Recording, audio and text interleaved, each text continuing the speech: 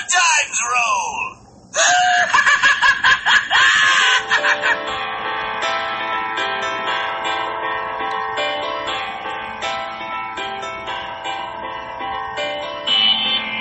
It's the Nerd Eye Council.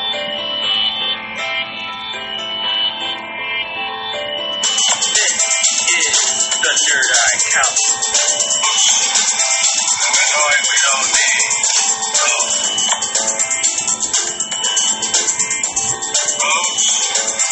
Illinois, we don't need. Votes.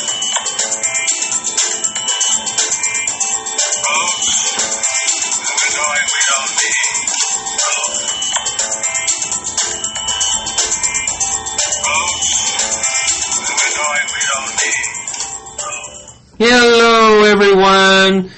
Don't worry. You can call off the cops, call off the dogs. We are still here. This is the Nerd Eye Council. We're still doing a podcast, bitches! You can't get rid of us that easy.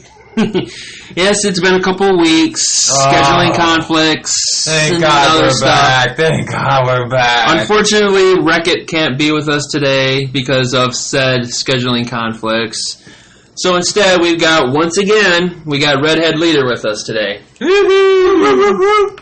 But we are sorely missing Wreck-It because this is our... we're going to start off with some DC news first because there's some cool shit we got to bring up. Yes, a lot of stuff has happened in the past couple of weeks, and we're going to try to hit them at rapid fire. But once we get that out of the way, this is our first real Episode 8 dissection. We're going to get some heavy Star Wars talk without my boy Ralph. Without my boy. But you know what? I'm so proud of that little son of a bitch. You can find his podcast. He didn't really name it. It's still under our account. He just kind of posted something by himself. A 3-minute today, podcast. about 3 minutes. Yeah. I'm so fucking proud of him. He did it all by himself. He's such a big boy. He's really grown up. But he didn't really title it because I know he's been struggling with a title to do his own podcast. We are tentatively calling that one Wreck-It's. I think he called it Wreck-It World. Wreck-It World. Is that I think that's what that's the title. It's more appropriate if you just call it Wreck-It's Rant. Because it's 3 minutes of angry Wreck-It going off about the unfairness of the galaxy. Batman better not die in Justice League. But yeah, we're going to talk some DC news right off the bat. Nate, what do we got? Well, it came out this week that DC is bipolar? yes, in more ways than one. First, it came out with Jared Leto has been confirmed that he will be return as the Joker in both Suicide Squad 2 and a new Joker and Harley Quinn movie, which will replace Gotham City Sirens. I'm already confused! 30 seconds into this, I'm already like, wait, what? And we were just talking about this, and I'm still like, wait, what? Like, it's just so fucking... We're going to talk about that in a second, because what are they doing? We also need to announce, as long as we're talking about Joker, let's just get all the Joker news out there. DC, was it from DC or Source? The 80s origin movie? The movie? Yeah. That's actual... Scorsese? I think it's from DC. Multiple sites, but yeah. They are going to be doing basically a Joker origin movie.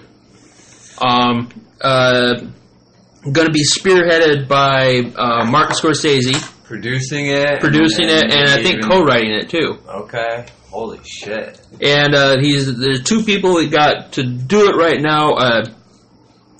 Todd Phillips, who I guess did The Hangover. Yeah, I was going to bring that up. What? What? And Scott Silver, who did 8 Mile.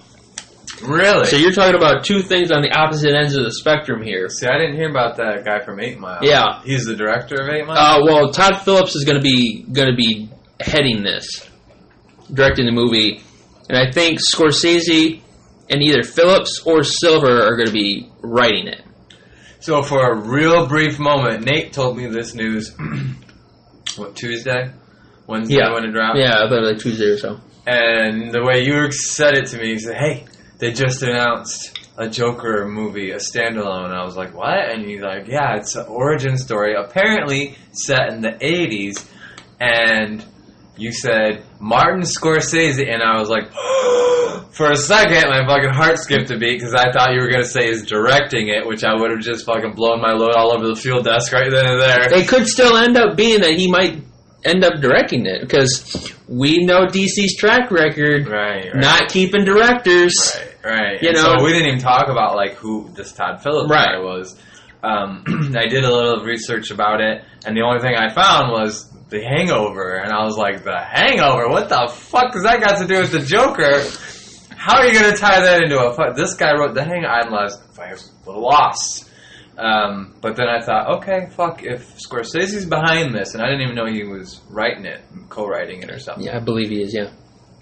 You know, he's a guy that he has control over his movies. Yeah. You know, he's not somebody that lets studios get involved. He's a writer, director / producer who's very much this is the story I want to tell. So we have to think he has a story somewhere. And I guess it's gonna be less of a DC film and more of like Scorsese's crime movies, like you know, kind of like Heat, you know, kind of in that's what I heard. That fucking kind of style. What's the one with DiCaprio? I love that movie. Where they're all double agents. DiCaprio's in it. Fucking. Oh yeah, I know. Won an Oscar, I believe. I can't think of the name of it right now. Great fucking movie. Like I'm picturing like the art cover. And everything. Matt Damon, Leonardo DiCaprio. Isn't Wahlberg in it? Sounds like DiCaprio. They all go undercover on opposite sides. I can't help you on that one. I have no idea. Yeah. The Departed. The Departed. Yeah, Thank you, brain. that's what it is. Still work. Eventually, we'd get there. Short-term memory loss. Anyways, There's a couple of brain cells still working. So if you're living under a rock and you don't know who Martin Scorsese is, go ahead and get your head examined right. first. But like some of the films that Martin Scorsese has done, Goodfellas, Oh, that's right. Holy shit, Right. he did Goodfellas. Taxi Driver, Taxi Driver is great. Raging Bull, Never saw The Raging Wolf of Bull. Wall Street, Casino, Shutter Island, Love Casino. Gangs of New York, The Aviator, Cape Fear. You can't go wrong with Scorsese. I mean, You can't go wrong. Joker, Scorsese, bring it. Yeah. The majority of those movies, he's just like, get me Leonardo DiCaprio. Dude, there might not be another better crime storyteller. You know, crime drama storyteller. I mean, you throw those movies out there, Goodfellas, Casino, holy shit, you know, The Departed, just fucking phenomenal movies. And this film is going to be set in the early 80s. So the first thing Nate thought was, holy shit, 1989 Batman. Nicholson. Joker-esque. Which coincidentally, piggybacking off of because this is pretty much a Joker week. Yeah. Because a lot of news came out from Joker. And DC Comics themselves are going to be launching a comic series about the Joker early on in his career, with Jack Napier as the main character. Oh, yeah. You told me. Right. So, Jack Nicholson's character from 89 Batman, that's going to be the main character in this comic series. So they're using that origin. So they're using that origin in the comics. Yeah. So one thing we were kind of just discussing before we get into what the fuck is DC doing, because we need to, that conversation seems to come up way too often. And we're going to talk about that again for a second. But one thing Nate and I were just discussing is whether it is a good idea. Now, we're not saying that this is a bad idea, because it sounds like a damn good idea for a movie. All the right parts are there, other than maybe the question mark of the director. But we'll see. It's early. But is it a good idea to tell the origin story of the Joker, who is a very unique character in that universe because, as far as I know, he's the only villain that doesn't have a concrete origin story. Set in stone backstory. There's many different versions. You could go from, what we were talking about, like Gotham gave us an origin story that was out of the blue. That he was involved in the traveling circus and killed his mother because she was a whore. But doesn't really explain anything else other than that. Right. Okay, so he just snapped because she's a whore? Right. There's the threesome with the bearded lady. there's the Jack Napier story that Batman 89 told us, but nobody else has followed up with that story. There's the Red Hood origin story that we got years later. So, and we were talking about, like, The Dark Knight, which... fucking phenomenal movie. If there is, it's one of the best Batman stories out there, and probably pretty easily I don't know. I'm very partial to 1989 Batman, but I don't know if there's a better Batman story on screen.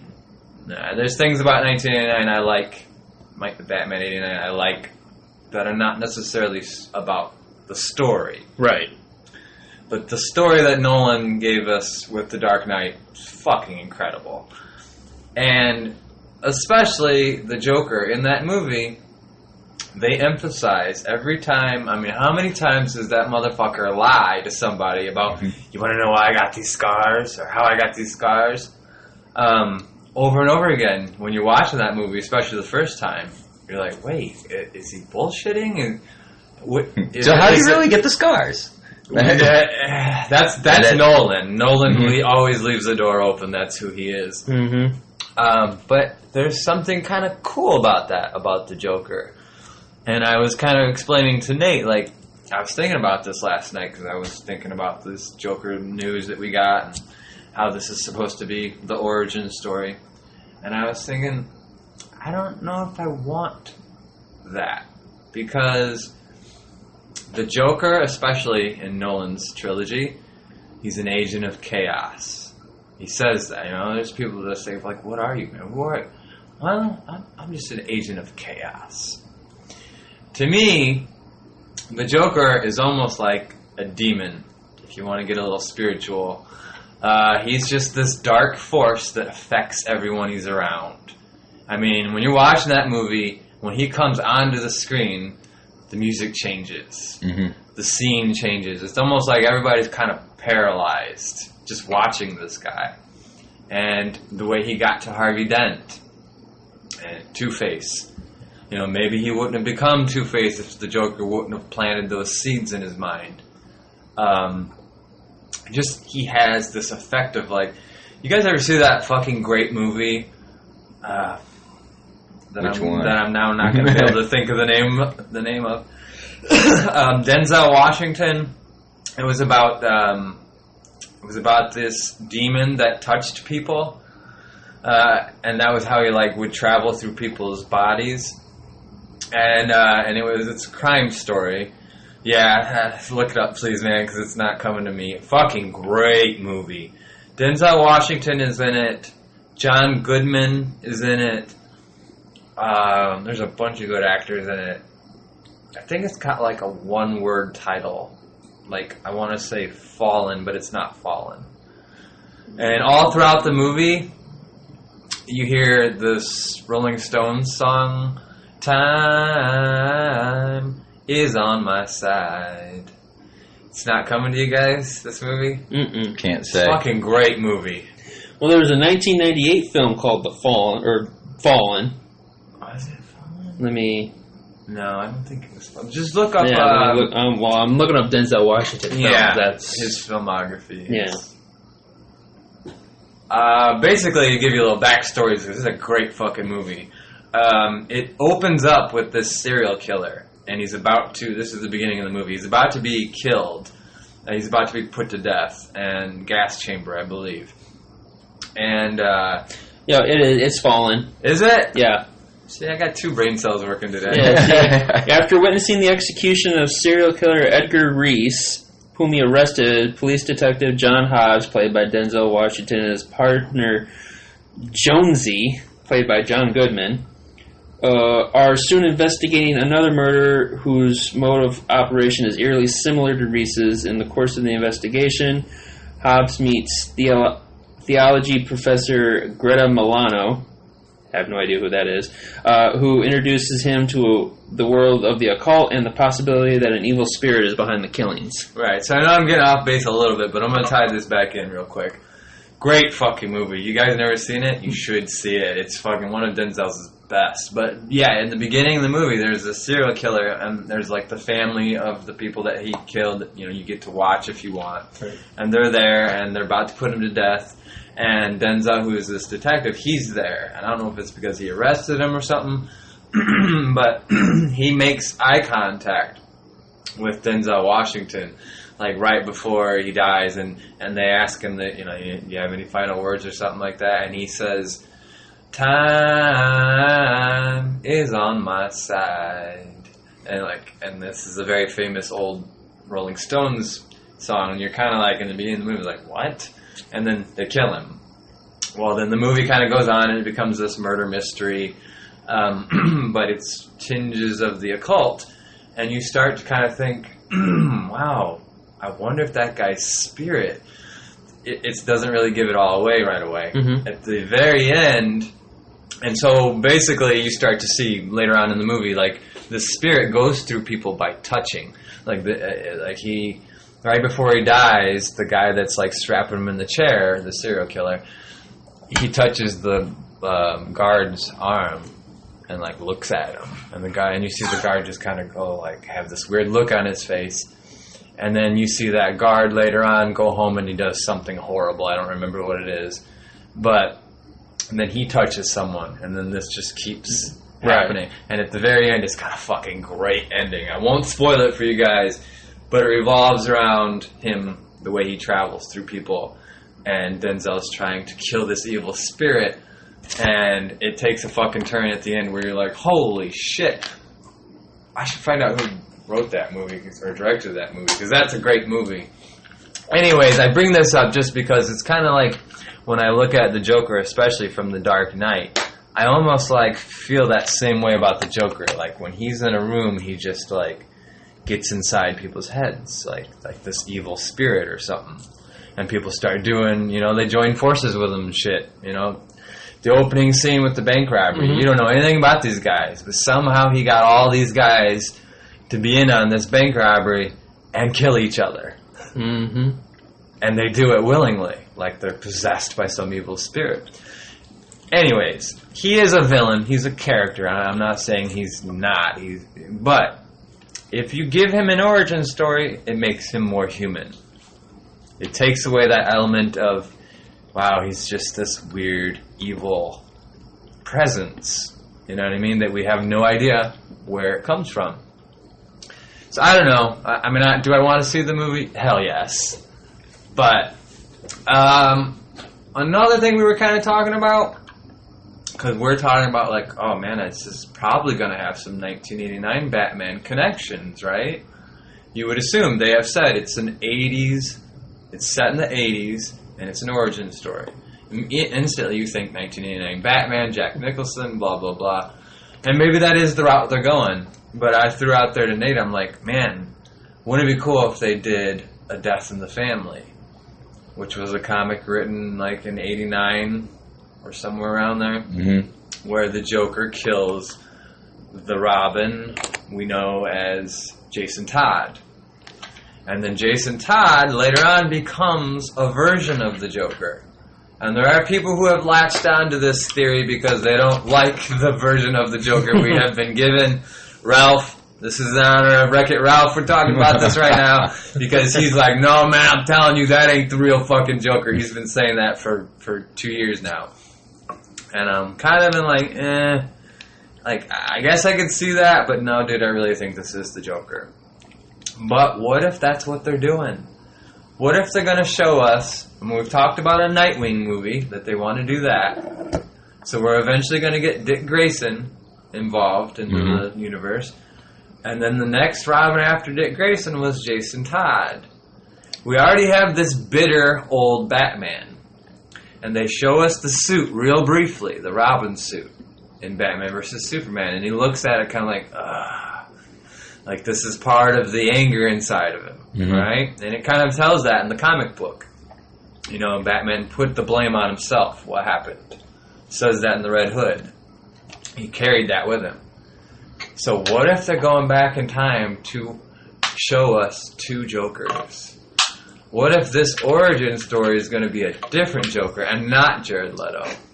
And Jared Leto might play Jason Todd. Or some other kid, maybe, I guess because it's set in the 80s.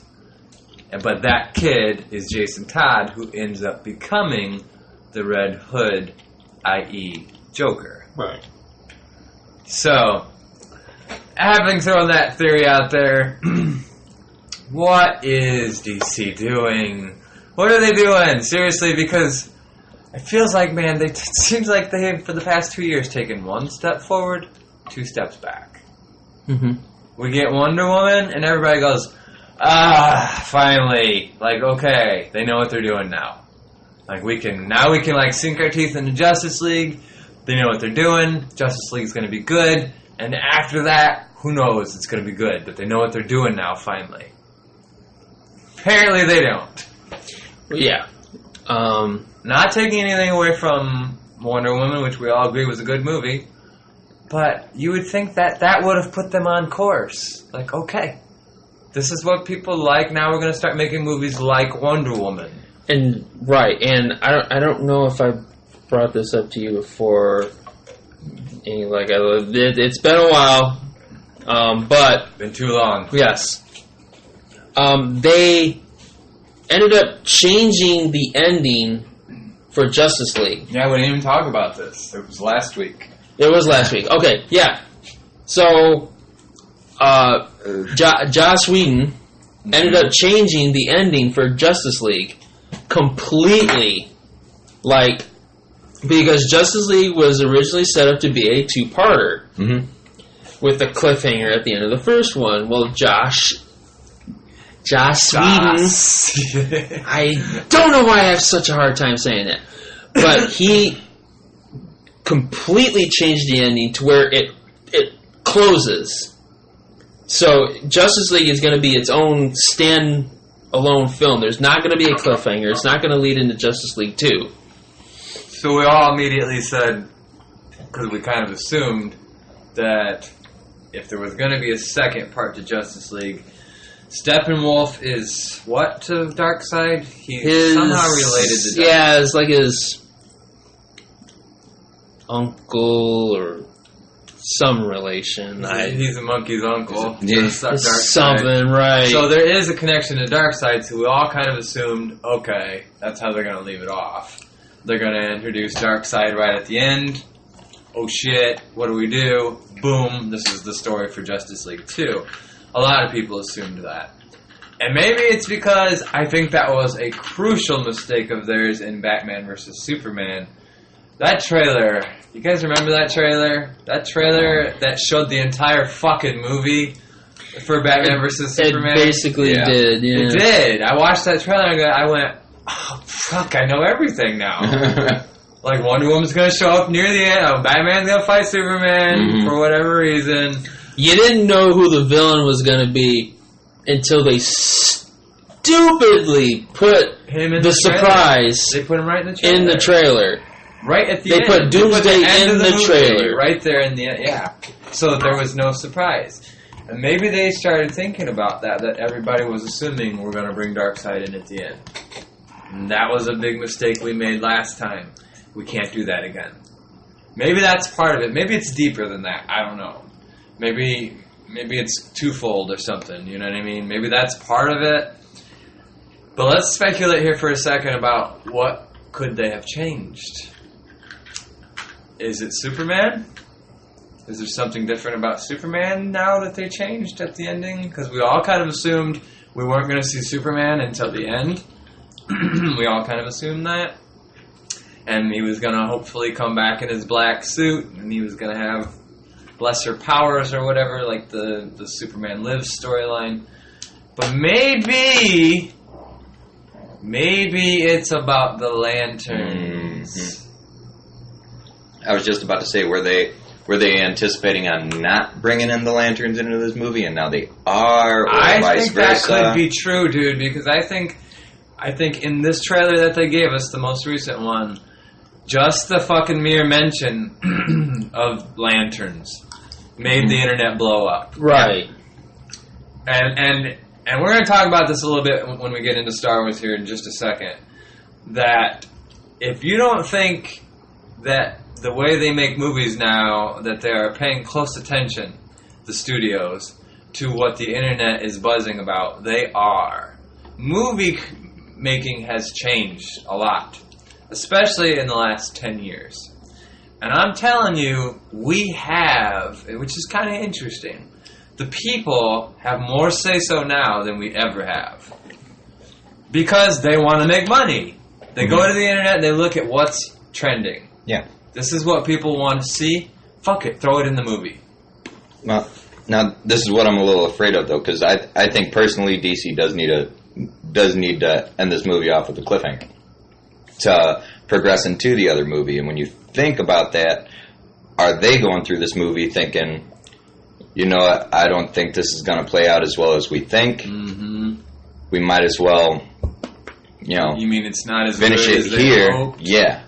Yeah, I had that thought. And Collider Should we finish it Video, here shout out to and- Collider Video. Those guys know what the fuck they're talking about. They they were debating all this talk, and they kind of said the same thing. Like, I wonder if this means it's not as good as they thought it was, and like their confidence in the movie. Now, none of us want to believe that. I don't want that to be true.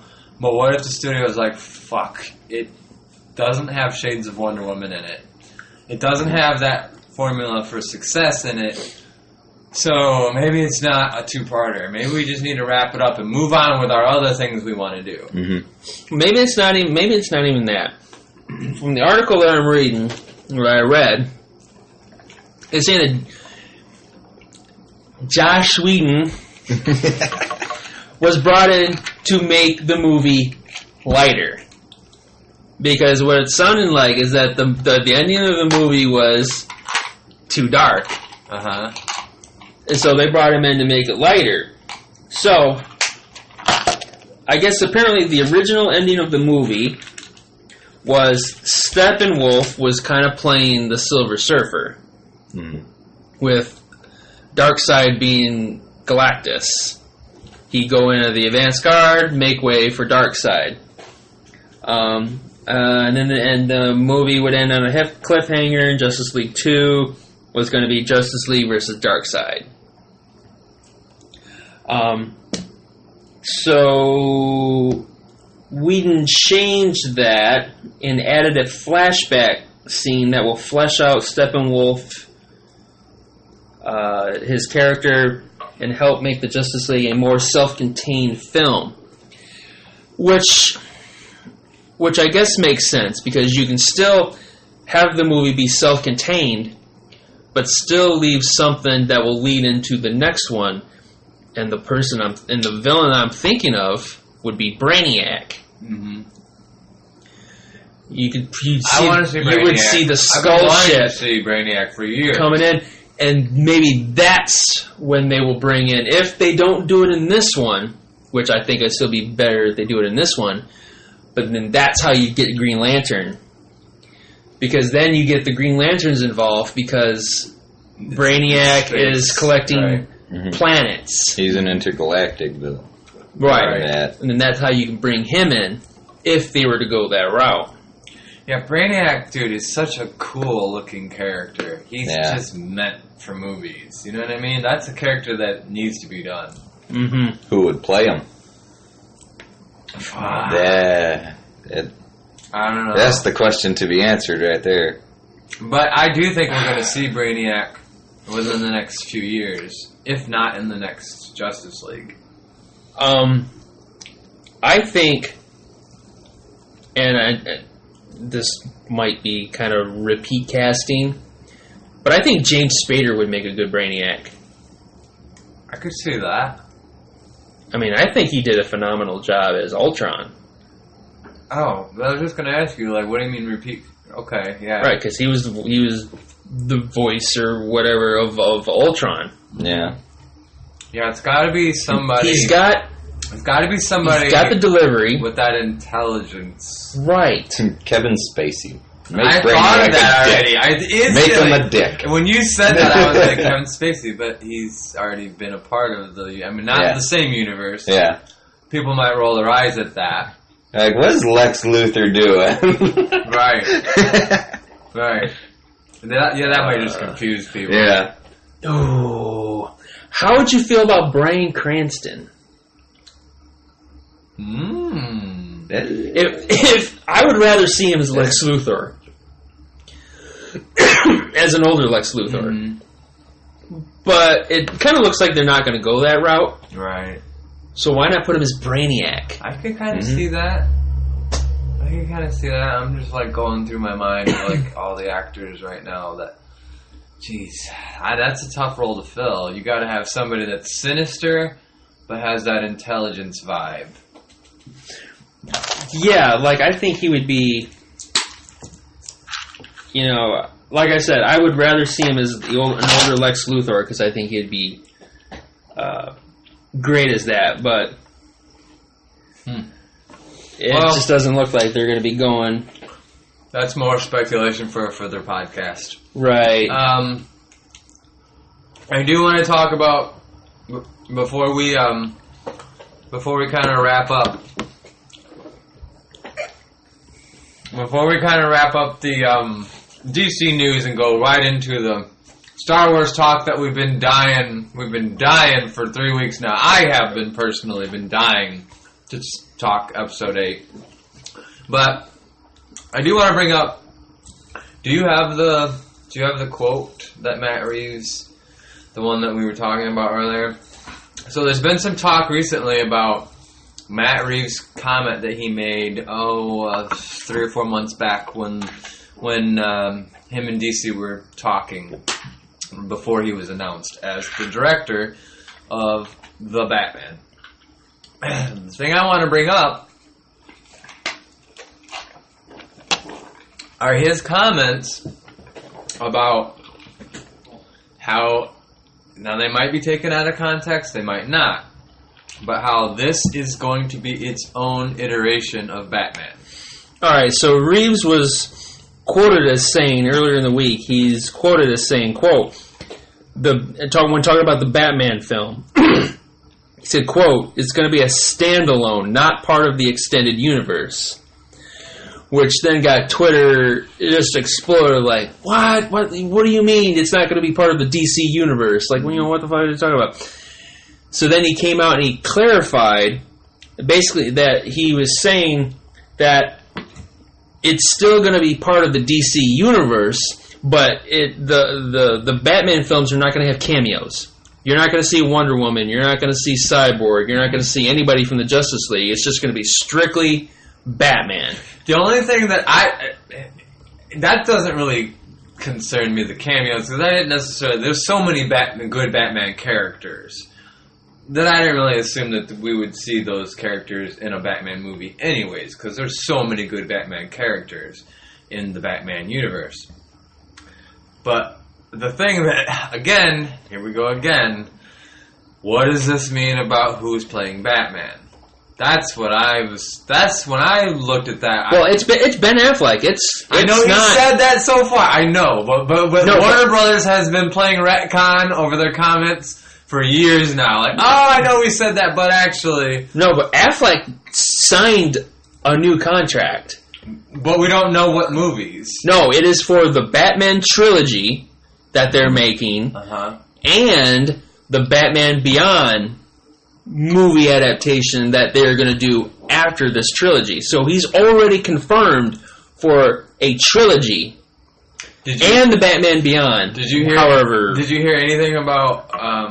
Did you hear anything about his brother's comments? You guys familiar Casey with Affleck? Casey Affleck, who I love. I think he's a fucking awesome actor, but he does a lot of smaller indie films and stuff.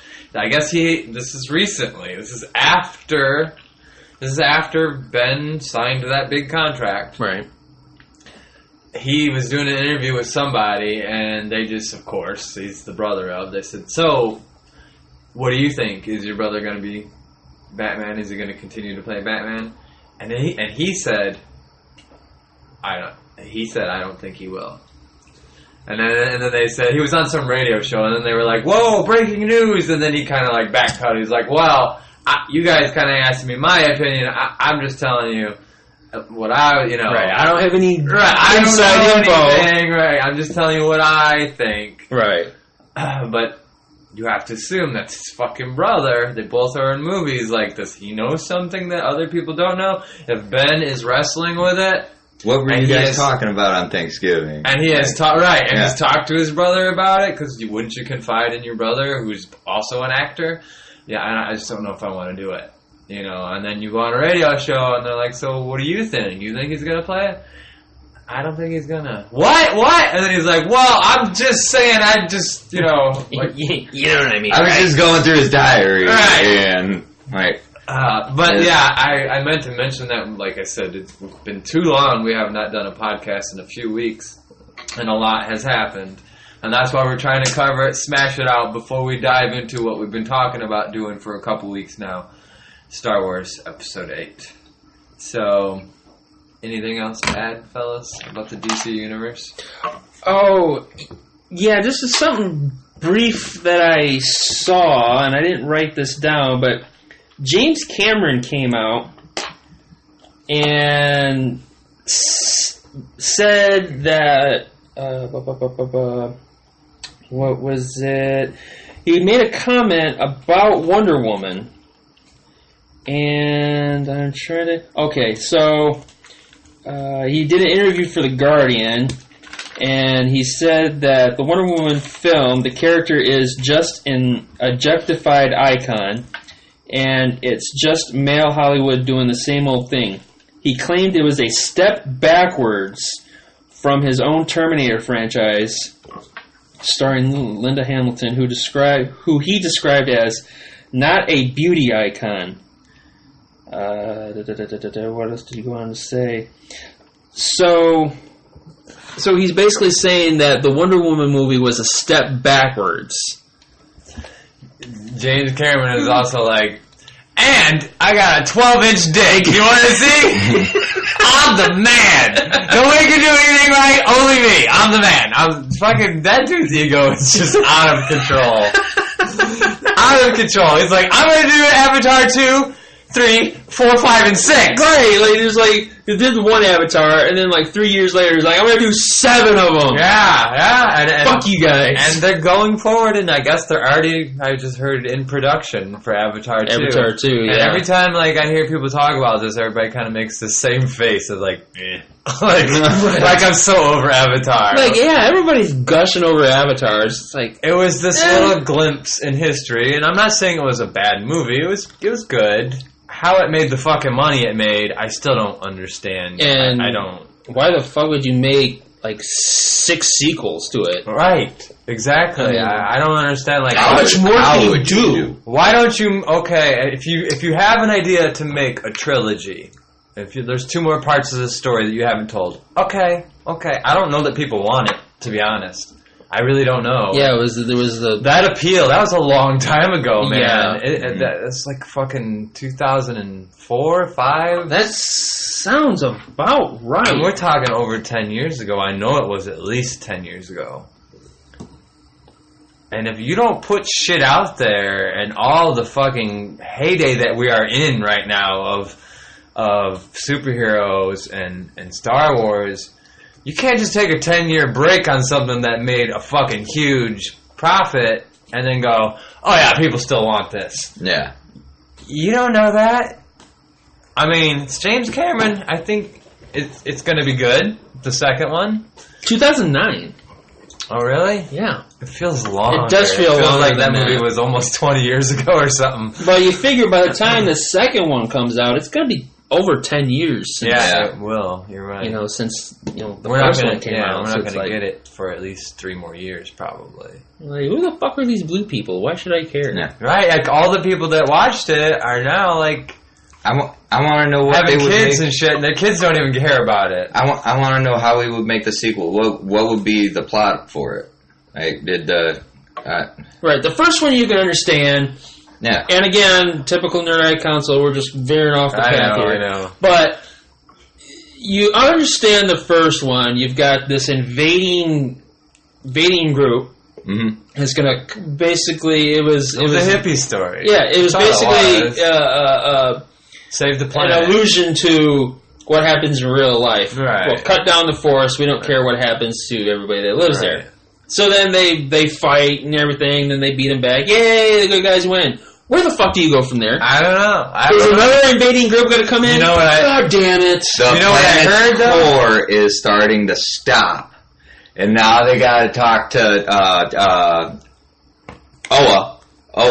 Oh well. They got to talk to Oa. That pulled Good that call. out of my ass. You did. But now I got to talk to Oa to get that shit going again. I actually heard, and I don't know how true this is, but I heard maybe a year ago or something that he wanted to, Avatar 2, he wanted to go into the ocean with it. Oh Jesus Christ! So we've seen Save the Trees, and Now now... we're going to see Save the Whales. Yeah. And then the third one's going to be Save the Sky. Again, understand James this. Cameron's just making movies about shit he cares about. You don't understand. There's red Avatar under that ocean with Dills.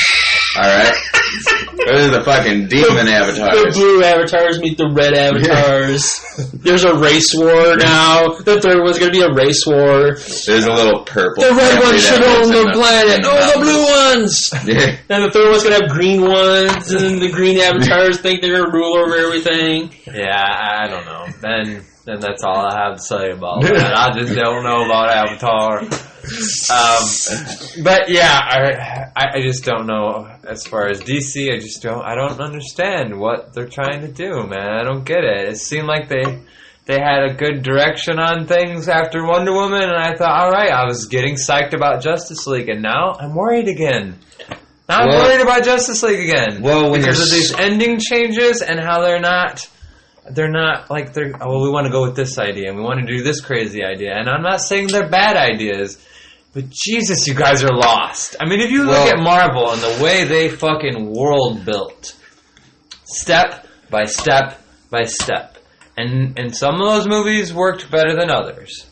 Agreed, granted, but they all had elements that tied into one another. But it led up to a larger universe. Right, and now that we're 10, 11 years into this, now if you notice, they're starting to do those interesting movies in Marvel's universe now.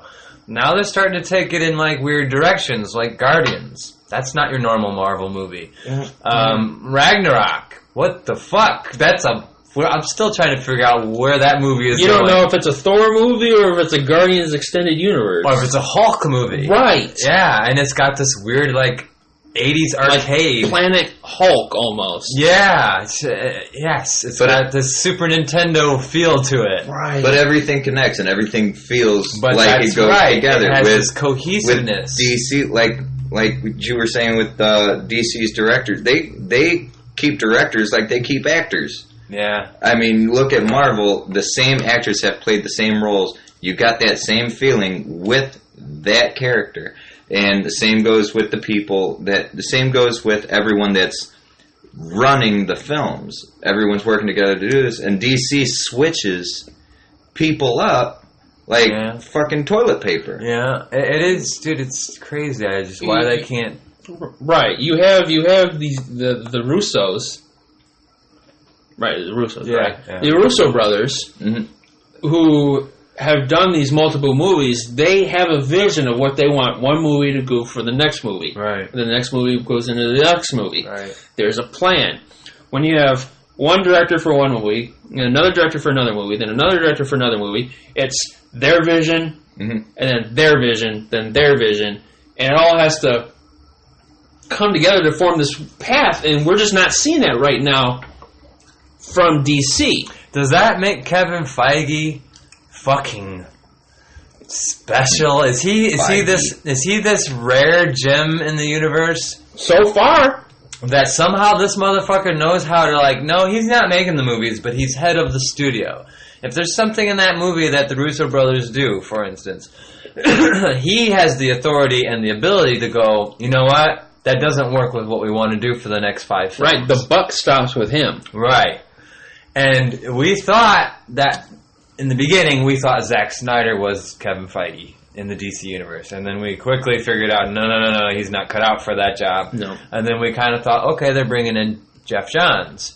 And maybe he's going to be the Kevin Feige because he's immersed in the comic book world. He gets it. He knows continuity. And so far, with Wonder Woman, it's on the right track. Right. But now we have to see where it goes from Wonder Woman to Justice League. Mm-hmm. Right. How that goes. And then from Justice League to whatever fucking movie is next after that. Well, to me, there was a big splinter when you signed Matt Reeves. There was they took a sharp left. And I'm not saying, because they were doing everything right, they shouldn't have done that, because I like Matt Reeves so far. I like his vision, the way he makes movies. I can see a Batman movie in his movies. It's not bad when you get the director of the Planet of the Apes. Yeah, movies. I'm not against it. I'm all for it. Mm-hmm. But just for the mere fact that they had a plan with the Batman movie. Yeah, doesn't supposed to be Does Ben Affleck. it bother you guys that we're never gonna see that Ben Affleck story? That bothers the fuck out of me. It bothers me that either it was so horrible that it's really, really bad, because Ben's head is up his ass right now. I don't know. And they read it and were like, dude, you want an Oscar. What is this? Or they went and they read it and they said, you know what? That's not the direction we want to go. It's a good story. We like it and everything, but that's not the direction we're planning on going. But the more you see that they don't really seem to have a direction, the more that it seems like that script must have been fucking bad. Like, so bad that they were like, here, you're the man. You be Batman. You write the script. You direct it. You do everything. Here's all this fucking money. We love you. And then they read it and they were like, what the fuck happened to you, dude? We're not putting this on the big screen. Yeah. I'm dying to read that script. Why does Silent Bob show up for some reason? I'm dying. I'm not a reader, man. But I'm dying. If somebody threw that shit in my lap, I'd say yes. I would eat that up. I'd read that script in 2 days. You know that script is going to get leaked here You would think sometime. But then again, the movie that we're not going to see, somebody had to have seen it. we can all kind of agree that there were huge changes to Rogue One. And they released Rogue One, and there was some speculation, like, hey, I wonder if we'll get to see any of that deleted. What did they take out? What was the other story? How was it really darker? Maybe the Blu-ray version will show us some of that. No, you didn't get none of that. None of that. Disney's like, no, it ain't there. We gave you the movie you wanted. That's like not. They're like in total denial that it even happened when we clearly know. They tried to do a Jedi mind trick. Yeah, they did. Like, this is the movie. The fucking trailer we watched was not the movie we watched. Right. So there's a movie out there, And that goes to another point that I want to make too, is that they put stuff in trailers, and then it doesn't make it into the movie itself. And they've done that with quite a few. And sometimes it's some of the best scenes, and they don't put it into the final product. Yeah. Prime example was Spider-Man Homecoming. The scene where Iron Man and Spider-Man are side by side, and they're flying, swinging through this little section of the city. They didn't put that in the movie. Anywhere. Anywhere. It was nowhere to be seen. And that's one of the things that a lot of people wanted to see was those two together doing something together. Other than welding a boat back together. That Right. Yeah. Now, maybe we'll see some Spider-Man, Iron Man teaming up in Infinity War. Maybe, maybe not. But that was a chance at an awesome scene, and they didn't put it in the final product. Oh, the Iron Man. The Iron Man Spider-Man scene. Yeah, it's some of the best stuff you see in the trailers, and they don't put I it agree that shit bothers in the me. movie. That shit bothers me. I totally agree. We've kind of had this talk before privately. Hell, we had this talk before on, what was it, 2 podcasts ago. Did we? And Star Wars is the worst. Star Wars is the worst about that. They really are. And I was just thinking, I had to take a little bathroom break real quick, but I was thinking when I was in there, boy, isn't it a good, I mean, the Han Solo movie, and I'm not going to go into it too far, but we're going to do some Episode 8 talk here, but, you know, the fucking clusterfuck that's become, it's not that far away. It really isn't. And we don't even know the title of it. No, see, And imagine if we got a trailer. Imagine if they gave us a teaser trailer when those other two guys were directing it. And we watched that trailer and we're like, whoa. yeah, like I want to see that trailer and then right afterwards the Ron Howard trailer right afterwards and see how much of a difference it is. Yeah, and imagine how much different that we watched that trailer and then the final version of that movie I think is going to be vastly different than what they were doing. Nobody knows what they were doing. No. I mean, it's bad when you hear Han Solo and Ace Ventura in the same sentence. That should never be in the same sentence, ever. Yeah. They're smuggling animals. Bad.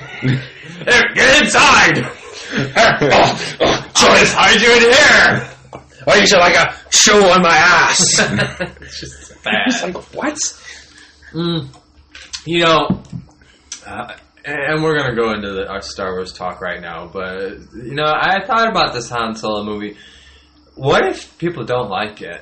What if they don't like it universally, and then everybody starts talking about, I wonder what it would have been like to make a spoof Han Solo. Right. What if it backfires? Yeah. Like I mean, you try to you get Ron Howard and you try to steer it in a more serious they're seriousing direction. it up is what they're doing. Right, and then you release that product and they're like, Yeah, it's kind of boring. Or what if it was like, Then people are like, what's this other version? Like, I want to see this other version. Yeah. You know, and then those two directors are going to have the last laugh. You're like, see, we had the vision. You should have just let us do it. you fuckers are stupid. Right. You know? I mean, it seems silly to me to have a comedic Han Solo movie, but then again, not really, because You would want to see it on screen he has some great one-liners. Han Solo has some funny. I mean, Harrison Ford as Han Solo, he's pretty funny. He really is. He's a naturally funny guy, and there's not a whole lot of humor in Star Wars, but Han Solo is one of those parts that's humorous. He's always got those punchlines. Yeah, and I guess I could kind of see why they thought it should be that way.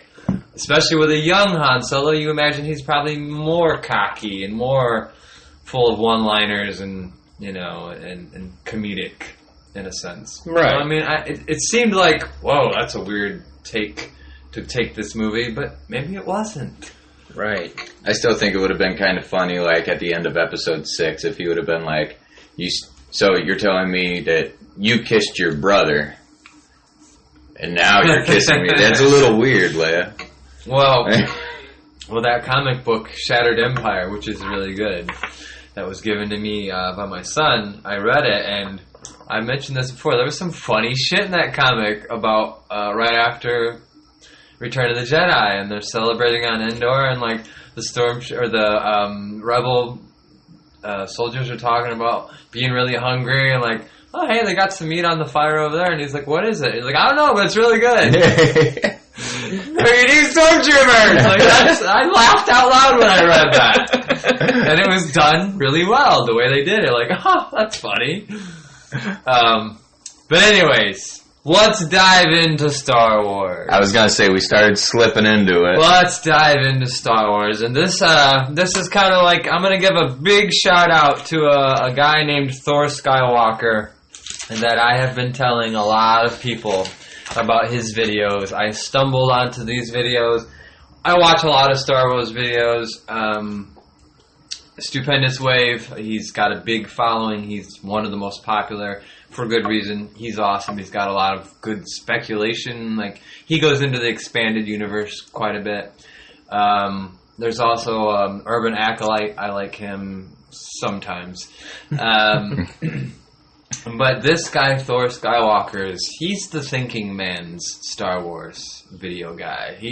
He puts videos out there that every fucking video he does, you go, like it? Okay. He's a very good theorist. He is. He throws out a theory, but he'll throw out evidence to back it up. But then he'll also say, "Hey, yeah, I know this sounds a little crazy. I'm not saying it's true." He's not. He's very open-minded. Where a lot of these Star Wars videos, somebody will go, "I know what's gonna happen," and we're kind of gonna do that here today on our podcast. I think I know what's gonna happen, but nobody fucking knows. Nobody except Mark Hamill, Rian Johnson. That small group, of people that are on set, they know. And they, right. And they are hush-hush. And they've done a very good job of keeping it hush-hush. I was just watching Kylo Ren, Adam Driver, who I'm slowly but surely, I'm man-crushing harder and harder on Adam Driver as this movie approaches. He just did an interview for Good Morning America, I believe. And it was real brief. It was like a 2-minute video I watched. But the guy talks about a movie that's coming out, Lucky Logan, that he's in, that looks really funny, actually. They called it Ocean's 11 for rednecks. And I was like, oh, that's kind of cool. But, of course, the talk at the end turns to Star Wars. Of course. And it was really funny because Adam Driver goes, so I'm going to have to ask you a couple of Star Wars questions. And I know, you can't really talk about it. And Adam Driver says, as the studio heads all peer through my soul, right, as we speak, and he kind of like looked off camera, and like the other guy interviewing him kind of looked off camera, and I was wondering, who's fucking standing over him? Is it Kathleen Kennedy? Like Kathleen Kennedy's got like a knife, or like his mom, like, don't you fucking say anything. And he just like, you see his face just like, it's so interesting, man. He's just like, I will try to talk about it. I mean, literally, the gag order is so great that they really don't even know how to talk about it. Once they start talking about it, they start going, well, like his first thing he says is, I hope people like it. Yeah. And the guy goes, well, do you think people will like where they're taking Kylo Ren in that character, your character? And he just smiles and goes, I hope. Yeah, I hope they do. But then he's like searching for words, and he's like, I will say, it's going to be unexpected. He said, I do think this movie is going to throw people for a loop. And he said, but other than that, I really can't say anything else.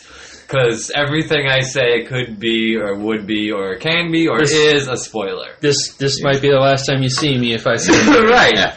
Right, and You got to cool it on the questions. I don't want to Mark Ruffalo this shit. Right. I think there's actually money involved, guys. I think there's actually contractual, like if you say something you're not supposed to say, you lose money. You get fined. That could be.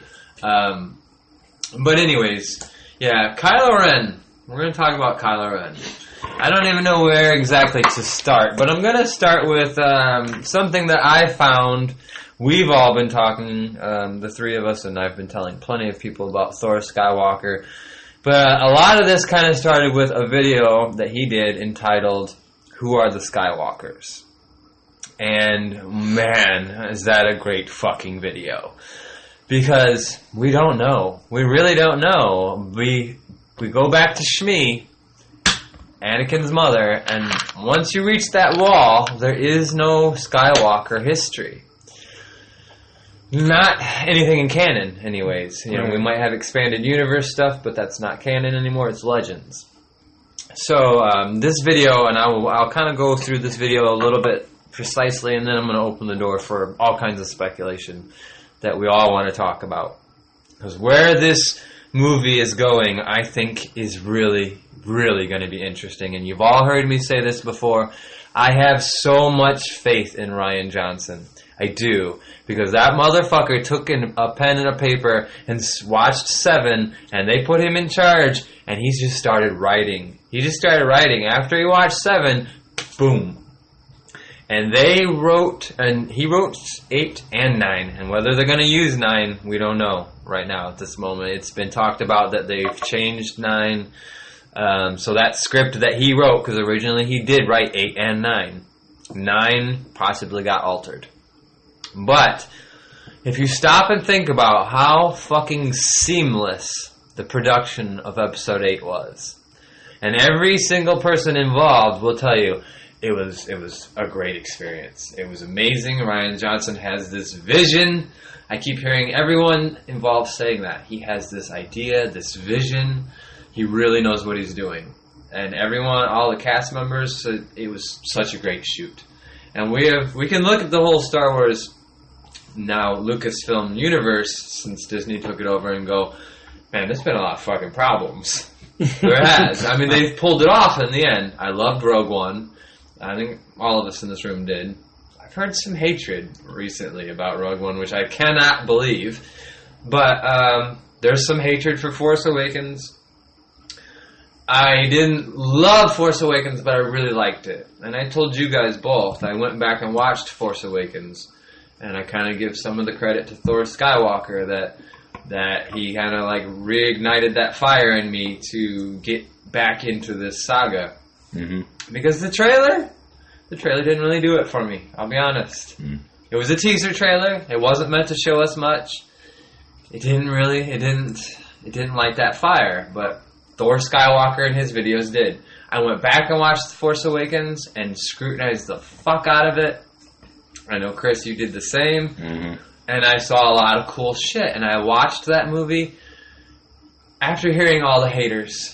Oh, it's just like episode 4. You know, fucking Kylo was a bitch at the end. Well, how did she have force powers so great, like, instantly? And are there holes in that movie? Yes, there are. And I like to kind of point at J.J. Abrams for that. That's my theory. J.J. is notorious for being a great mystery writer without any answers. But maybe that works out perfectly. Because maybe Ryan has all the answers. And JJ created the mystery, and Ryan said, okay, I'll solve it now. And maybe we'll look back upon this when it's all said and done and say, those two together should make a movie together. You know what I mean? Sit down and write a sci-fi movie, two of them together, J.J. Abrams and Rian Johnson, because maybe they're the perfect yin and yang for each other. One guy creates the mysteries, the other guy answers them. And that's one of the things that I was saying, was telling you before, was a lot of people hated on The Force Awakens and said it was just a replay of Episode 4 and all this and that. But personally, I think there might be a lot more to it, and I think it's going to be one of those movies, like I was telling you beforehand, that I agree. After we watch Episode 8 or after we watch Episode 9, everyone's going to look back at Episode 7 and be like, no shit. I agree. Like I think Episode 7 actually holds something inside it that no one is able to puzzle piece together yet because all the pieces aren't there. Right, and I think that's why people bitch about it. I mean, I don't really understand though. It's just like A New Hope. I don't get that. I don't, because I'll be honest, I am one of the biggest Star Wars fans I know, but Star Wars fans are fucking finicky, whiny bitches, because they give us what we want and then we immediately whine about it. Right. Yeah. We do. What did people bitch about the trilogy? Oh, or the prequels. It's so much different than the original trilogy. Okay, so Disney fucking takes over and they make a movie that is very similar, not a carbon copy, but similar in feel and tone to Episode 4. And people immediately go, I didn't like it because it reminds me of 4. Mm-hmm. Well, what the fuck do you want? You don't want them to go in a different direction, because now that doesn't feel like Star Wars. You don't want them to go in the direction that you loved, because, oh, that just feels like the old Star Wars. Well, then what the fuck do you want? Where's the middle ground? I mean, Lucasfilm must be shaking their heads like, I don't fucking get it. Mm-hmm. They have been very careful to stay away from the prequels, which I think is kind of a mistake, I think. And I hope they're going to fix that by bringing Anakin into the equation. Hayden. I think the reason we saw him at Celebration is because he's in 8. Mm-hmm. And I really do want to see him. I'll start the conversation off with this key question, and we'll go from there. I wrote a lot, Chris wrote a lot, and Nate's got a lot on his mind, I'm sure. But what, in your opinion, this is a purely speculation podcast about Star Wars in Episode 8 and 9.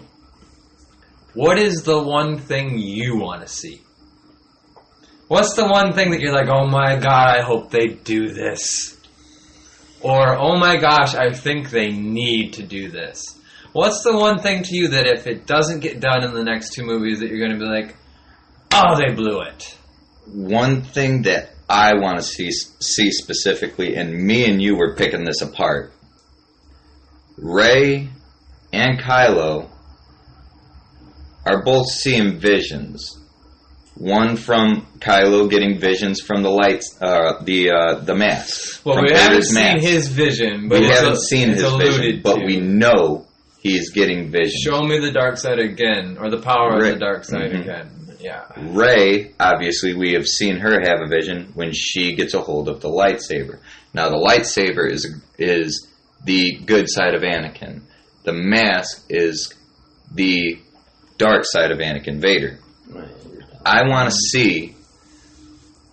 see those two kind of coerce together and have some kind of meaning behind this, and something like you were saying, you want to see Anakin in this movie. I want to see something play all together to kind of mesh forward, say Anakin is still the chosen one, and this is how he's doing it. And for people who might, right now, we're going to go into this, people who might be listening to this going, what the fuck do you mean the mask is the dark side and the lightsaber is the light side? Wait a minute, I thought Anakin was the chosen one and he fulfilled the prophecy when he destroyed the Sith, and in actuality he destroyed the Jedi also. Yes, he did, maybe. There's still a big question mark. Did he destroy the Sith? I think so. I think so. There's no Sith in 7. Disney told us that. Is there Sith in the future? Maybe, because what is Kylo Ren? What is he trying to become? Right. Doesn't he want to be a Sith? It kind of seems that way to me. And again, like, what are the Knights of Ren? They worship Vader, who is a Sith. So in a sense, they are Sith worshippers. Vader being their favorite or whatever, but... So I don't know if we're done with the Sith. I don't know. But we're going to talk a little bit about what Chris meant with the mask and the lightsaber, and I have a lot about that, but in just a moment. I'll tell you, there's a lot of questions that I want answered. There's a lot. And like I said, JJ threw a lot of question marks out there that I expect by 9 I better have an answer for every one of those bitches. And they better not gloss over any of that shit they brought up, and I mean that. But if I'm like, this is the question that kicks this all off, what's the one thing Jeremy wants to see out of this trilogy? I thought about this. That's why I'm asking you guys. And it's not an easy answer, because there's a lot I want to see. But for me, I want to see Kylo Ren redeemed. I want to see that. I want to see Kylo Ren become the hero. I want to see everyone go, what the fuck? How did that happen? The dude took Han Solo from us. Especially Ralph. You know, people like Ralph that are like, no, fuck no. Ralph is an adamant Kylo hater for good reason. And I've asked Ralph before, do you want to see Kylo? I mean, is there any part of you that kind of, will that make Han Solo's death feel a little bit better? No, fuck him, man. Fuck Kylo, that little whiny bitch. And I think there's a lot of people that feel that way right now. You know, go ahead, Chris. Well, I was going to say, I think the reason a lot of people feel that way also, well, Ralph has different reasons, obviously. Right. But I think the other reason would be is it would kind of be more like a Vader remake. Mm-hmm. You know what I mean? I think it would still I think that would still be like, oh, okay, Episode 9 is still going to have that Episode 6 feel, and we want something different, maybe. But I understand a little. Okay, I'm gonna add to that a little bit, because I hear people, again, it's the same subject we were just talking about. Star Wars fans being particular, whiny, Mhm. never happy little bitches, and I'm one of them, I guess. I guess a little bit. I'm okay with them bringing back the old trilogy feel. I want that. Yeah. I liked the prequels, but they were lacking that feel. Mm-hmm. But I will say this. There's something about Star Wars that I like that I see other people complain about, but I personally like it. I like the idea that Star Wars recycles the same ideas, the same, and it's not the same. Oh fuck! This is exactly like. No, it's not. But it's a principle, an idea that they're touching upon. Like, I think I'm going to go into this just briefly because it's deep. You know, we've talked before about like what Lucas's real vision was when he made Star Wars, and his own personal life with his own father. Star Wars is very heavy on father and son themes, family, your future and your past. And there's a reason for that, because that was the shit going on in young George Lucas's head when he wrote Star Wars. He had a tumultuous relationship with his own father. It's a long story. We don't need to get into it, but his dad and him didn't see eye to eye. He went off to go to be in film school, just like the old adage you've heard many times, like, oh, no, you need to stay behind and take over the family business. George didn't want to do that. He had a vision for himself. I want to be a filmmaker. And he came from small roots, and his father was like, you're a dumbass. You'll never make it. You know, it's just like anyone. Hey, I want to go make movies. You're a dumbass. Wouldn't you tell somebody, dude, you're never going to make it? That story's been going on. That lure of Hollywood has been going on for generations now. And that happened to George Lucas. And thank God he saw. I mean, you can say what you want about George, how he ruined my childhood, blah, blah, blah. But without him, there's no Star Wars. No. And that argument stops right there. I'm sorry. How much there's no counterpoint. Right. How much you hate him or love him, without the man, we don't have all of this juicy stuff that we love so much. Whether you like what he did in the prequels, whether you think he didn't have a cohesive vision, whatever. The idea that he threw out there came from his own stories, his own personal, like any good writer. So, you know, when I see people bitch about like, oh, Star Wars kind of just rehashes the same ideas. Yes, they do. And I like that. And I'll tell you why I like that. Because life has a really weird way of repeating itself. It does. And I don't know if you guys, the two of you, can relate to that. I can. I could sit here and go on and on about how I am so much like my father and I never intended to be, or my oldest son is so much like me and I don't know how that happened, but it did. And there are parallels in his life and my life, and it's going to go on with his children. And I see that. Like, life has this weird, on a small scale, like within families, but then you can also look at the big picture. You know, wars start, they end, world wars. And then they fucking start up again, you know, just when you kind of think like, oh, okay, we've achieved peace. You know, we're not old enough to kind of like understand that principality or idea, but World War I happened, and people didn't call it World War I. It was the Great War. Exactly. It was the war, people said this back then, it was the war that was going to end all wars. And it didn't. And matter of fact, it only took not even a generation later. It only took 20 years? Less than 20? About 20 years. About 15, 20 years. Right, about 15, 20 years later, boom, World War II. And ironically enough, born out of the aftermath of World War I.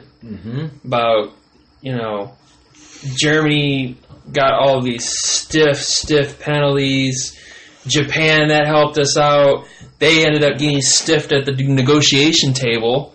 Yeah. You know, they didn't have a say in what that, so that gave them the fuel to join Germany when they rose to power. And a lot of this stuff was born out of that war. The future? Always in motion, it is. In the words of the great Jedi Master. And that's so fucking true. And I got into Star Wars when I was a little kid and I didn't understand all this shit. But why I stayed in Star Wars so deeply immersed in it is that principle that I kept seeing when I would go back and watch it over and over again. It's kind of like reading the Bible. I can open up the Bible. I'm not going to get spiritual on anybody, but I can open up the Bible and I can read a story that I've read 5 times and read it and go, oh, it's different now. It seems a little different. Like, it's the same story, but there's something different to it. And that's because I have changed, not because the story has changed. But Star Wars kind of has that effect. Like, you can go back and watch A New Hope that you watched as a kid, and if you haven't seen it in 10 years, go ahead, go back and watch it. It'll be different to you. And it's not because the story changed. It's the same movie. It's because you changed. But the idea of the story, it's just a story about the same themes that keep reoccurring in history. So I guess, the point I'm trying to make is I want to see some of these themes rehashed. This is why I'm a big believer that I think Kylo Ren should be redeemed. I don't know if he's the chosen one. I don't know if Anakin is. I don't know. But you can also look at Anakin Skywalker and say, he's still doing things. The chosen one. He's a Force ghost. We know this. And there's very good evidence that he has been talking and training Luke. Because where else is Luke getting his... Look how Luke was trained. He wasn't trained in a traditional way. No, it was basically a crash course. Right. It was like in a day almost. So there was a lot. If he's going to take over the Order and become the master of the Jedi, there was a lot for him to still understand and learn. That I have to believe. Where is he learning that from? It's either coming from, I was going to say one of 2 people, but really one of 3 people. Right. Or maybe all 3. Or maybe all 3 are talking to him. Obi-Wan, Anakin, Yoda. Or even Qui-Gon. Qui-Gon wants to say something, but Yeah. he keeps getting interrupted. They just won't let him be a Force ghost. Obi-Wan's like, These no, are don't the listen. rules. You don't get to have a body. Don't listen to the drunk uncle back there. I got some stories for you. Well, I think one of the routes that he also took was by befriending Lor Santeca, because like we said, he's not force sensitive. Luke. Yes, Right. Okay. Luke. Lor Santeca is not force sensitive, but he was part of the Church of the Force. And he needed and Lor Santeca was the one to help him recreate a new temple for him to train Padawans. Right, and that is another one of those things that they better explain. The words that he doesn't have much dialogue, but the words that he says to Kylo Ren when I went back and watched Force Awakens, there's something mysterious about what he says right before he's cut down and killed. Mm-hmm. Something really mysterious. You cannot deny your lineage. You cannot deny in the you can what is the family you cannot deny from. the fam. You cannot deny the family that you come from. That's not exactly what he says. No, but it's something along those lines. So he's winking at the Skywalkers, and he's saying, "You can't stop this thing that the Force put out there." Now watch this. I'm going to get Jeremy all riled up when he cuts him down and says, "You are," when he tells Lor Santeca, "You are so right," and cuts him down. Is there significance to maybe a Ren name?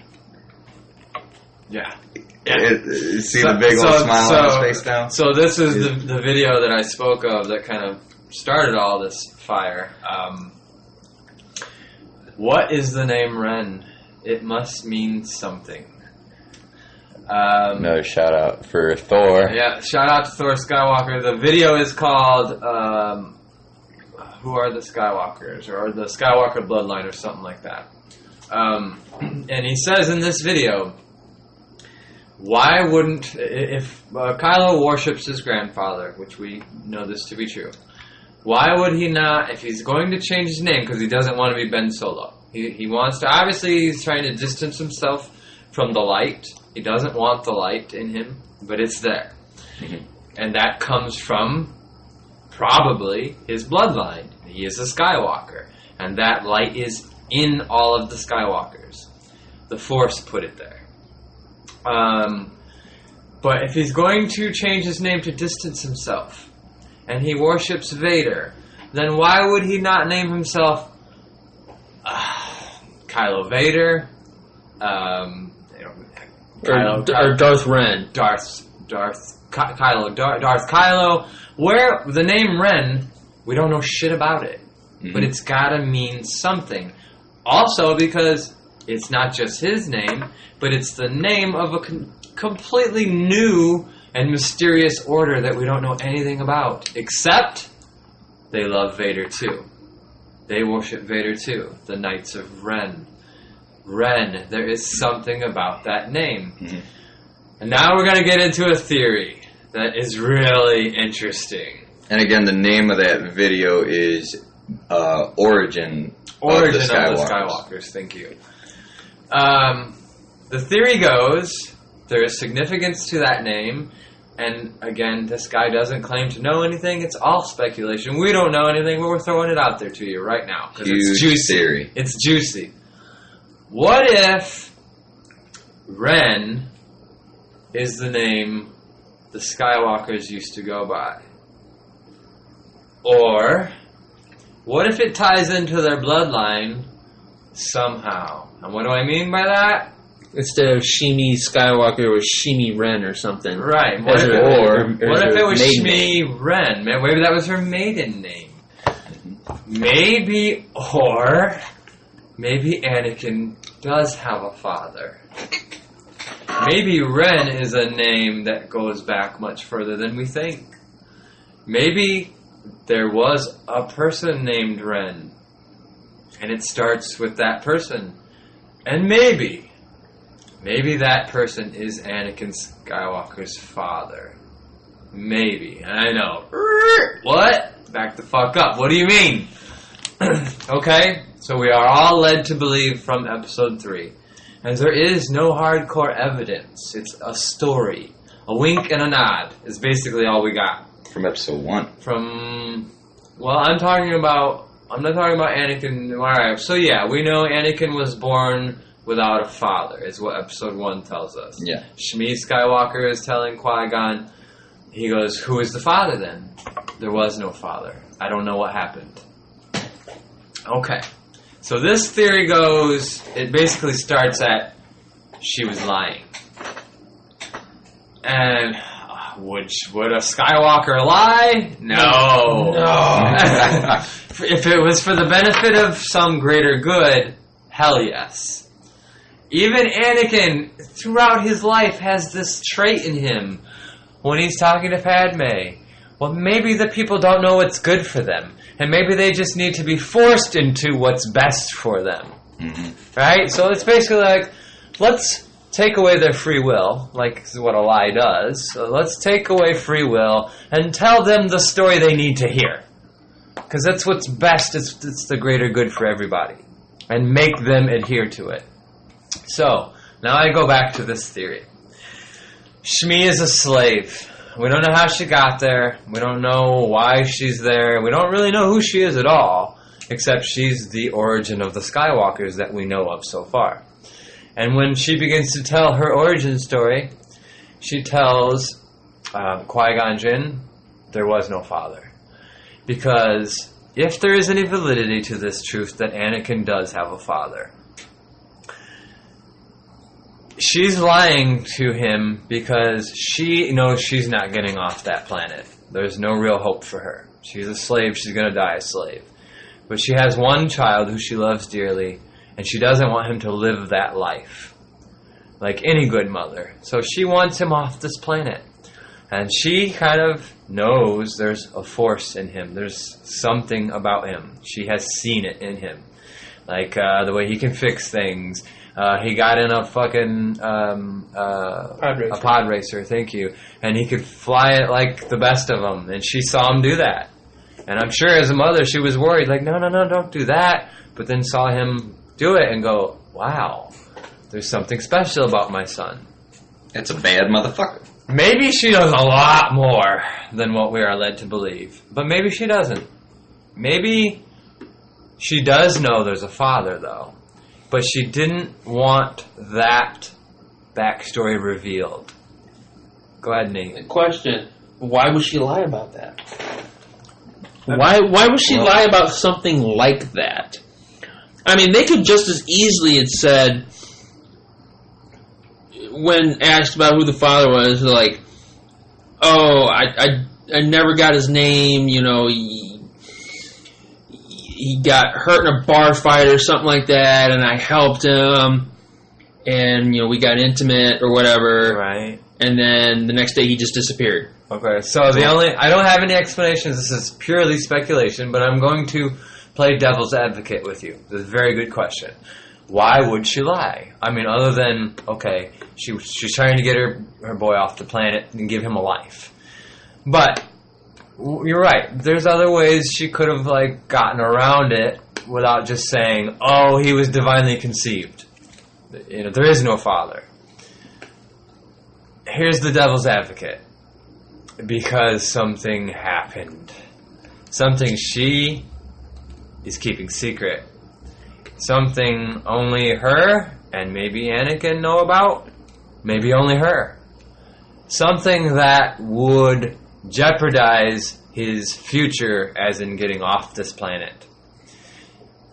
What could that thing have been? Okay, so you're right. Why didn't she just tell them, even if there wasn't a real story, why not just give some bullshit story about, well, you know, I met this guy one night and we were intimate and I don't even know really who he is. I never saw him again. The only way that makes sense is there's a secret. She's hiding a secret. Okay, so what's the secret? I don't know, but I'm going to speculate. What if Anakin had a father, where is he? Where is he? Why is he not there? Even if it was, okay, let's say the real story is she fucked this guy one night at a bar or whatever. Why not just tell that story? Because the Jedi would go, we need to know who he is. That's obviously what the Jedi would have done. We have to find out who the father is. We're going to start looking into that. This boy is very blessed with these powers. We have to know who the father is, right? So, if you keep that out of the equation because there's a secret you're hiding, because it's not that simple, this might be the secret. Where is the father? Maybe he's dead. That would make sense. He's not alive anymore. How did he die? Maybe little Annie killed him. I'm just speculating. Maybe Anakin was born. And I'm not even, like, if you bring in the father equation, you don't have to rule out Plagueis. You don't have to rule that out. Or even Palpatine created him, because that's a valid theory too. That it wasn't Plagueis, it was Palpatine. And we'll get into that here more in a second. But that doesn't, by bringing a father into the equation, that doesn't kill that theory. It doesn't. Actually, it might even bring more validity to it. I can't be the only one, and I have religious backgrounds, but I can't be the only one that when I was watching episode 1 for the first time and that part happens, I kind of rolled my eyes. Like, really? That's the best answer you're going to give us, George? He's basically Jesus? That didn't really satisfy me, and that leaves a hole in the whole story of Star Wars that should be answered. Maybe not in this trilogy even. Maybe it's down the road. Or with a spin-off movie. But what if Anakin was born of an experiment done by Plagueis or Palpatine? But there has to be a seed. We all know how conception works. You can clone someone, but that's a clone. That's not a person from the beginning. That's a duplication of a person. And I'm not going to get into cloning because I don't really understand it. None of us in this room really do. But we do know it's not an original person. She says, she implies she carried him, right? Yeah. She doesn't say, well, he was made in a laboratory, but I'm his mother. Right. She doesn't say that. She implies, I carried him, but there was no father. Well, that's pretty fucking weird. That's only happened once in history, there's plenty of speculation about that too. Right. Like, I was looking to get pregnant, and I ran across this guy. His name was like Darth Plagueis or something. I don't know. I didn't ask any questions. Right. You know. So what if Anakin was born of an experiment, but there had to be a seed? There had to be something that gave life to this Force being. One to carry it and give birth, but one to give life to it. Which makes you go, okay, well, then that makes sense. Like, there should be a father, you're right. But where's the father? So what if Anakin was born, and I don't know if it happened at birth, or very early on where Anakin has no memory of it. Because basically, as human beings, we don't really have memories until 3 years old. Some people have told me they can remember things at 2, but I don't know if that's true or not. Most people say, yeah, around 3 or 4 is like my earliest memories. So this would have been something that happened before 2 or 3 years old. What if Anakin had a moment of rage? Or maybe even, like, I was talking to Wreck-It Ralph about this, and he's like, so what do you mean? Like, maybe this dude was not a good person? I'm like, right. Maybe he had some dark side in him. And maybe, I don't know his connection to Shmi, but maybe he hurt Shmi. Maybe he did something. And the baby who can't really process anything except, I love my mother, saw this, and the Force within it, it's like, boom! The guy fucking explodes or something. I don't know. Anakin's power overcomes this guy and he dies. He goes to his signature move and Force chokes the shit out of him. Possibly, right? Maybe Force choked and it's like, maybe Shmi wasn't even aware. Maybe she walked into the room and saw this dead... He's playing with his baby keys and just... instead of shaken baby syndrome, it's Force choked dad syndrome. Yeah. But maybe Shmi walks into the room and sees Anakin, like, whatever, playing with his toys and just dead father laying there. And she doesn't know what the fuck happened, but she assumes it might have something to do with Anakin. Will I ever tell anybody about this? No, because I don't want my son being taken away from me. Like any good mother, I don't want the people, whether it's the Jedi or the Republic at that time, I don't want them going and doing an investigation, and maybe I'll never see my child again. Mm-hmm. It makes sense in our world. It has reflections of our world. You know what I mean? You can make that make sense. Is it out there? Yeah, it's out there. But could it be that big moment in Episode 8 where we're like, holy fuck. Mm-hmm. Can you imagine? And this is where I kind of want to like jump onto my notes that I started. First thing I wrote down, Star Wars notes, was, will we see Anakin or / Vader, not Vader, but Anakin / Vader, will we see Anakin speak to Leia? We have never seen him speak to her as father and daughter. Wouldn't that be fucking cool? Like, to see him talk, yes, my daughter, like, that's a moment we need. Like, I didn't think I needed that moment until I thought of it. And I'm like, oh my god, we all know Carrie Fisher is done after this. I need that moment now. Now that I've thought of it, I want to see Anakin talking to his daughter. Like, with love in his heart. You know what I mean? Like, that's kind of something she never got from her father. I was going to say, they did talk right at the beginning of Episode 4. Right. But, I mean, we don't... I'm just saying, because you got a little bit of that before he died when he talked to Luke. Say, I want to talk to you Or look without with my own mask. eyes. And Right. dude, I want to cry when I think about that moment. Right. It's so the heartstrings, and we all know. Think about it. Leia's gone. Carrie Fisher is gone. Just the moment we all see her, it's gonna be like It's going to be emotional. It's gonna be yeah. emotional. Man, this is her last fucking movie. This is deep. And think about Anakin in a Force Ghost coming to her. My daughter, I love you. I mean, I'll bawl. I will cry. I'll tell you right now, I'll cry at that moment. This character, Hayden Christensen, Anakin, who people have grown to hate over the years because of the prequels, there is so much opportunity for him to become this loving, endearing character. There's a chance for him to redeem himself. Yeah, that we could all look back. As this character. I'm telling you, if Disney does their shit right, we could all look back at the prequels and go, oh my god, they're so good. Mm-hmm. And that seems crazy, but we could. We could, 5 years from now, after we get this trilogy is out of the way and we have a lot more answers, and we get an Obi-Wan backstory movie, and maybe even by then, 5 or 6 years from now, a Yoda movie that has a lot of backstory, we might look at the prequels and go, it's fucking genius! It's genius!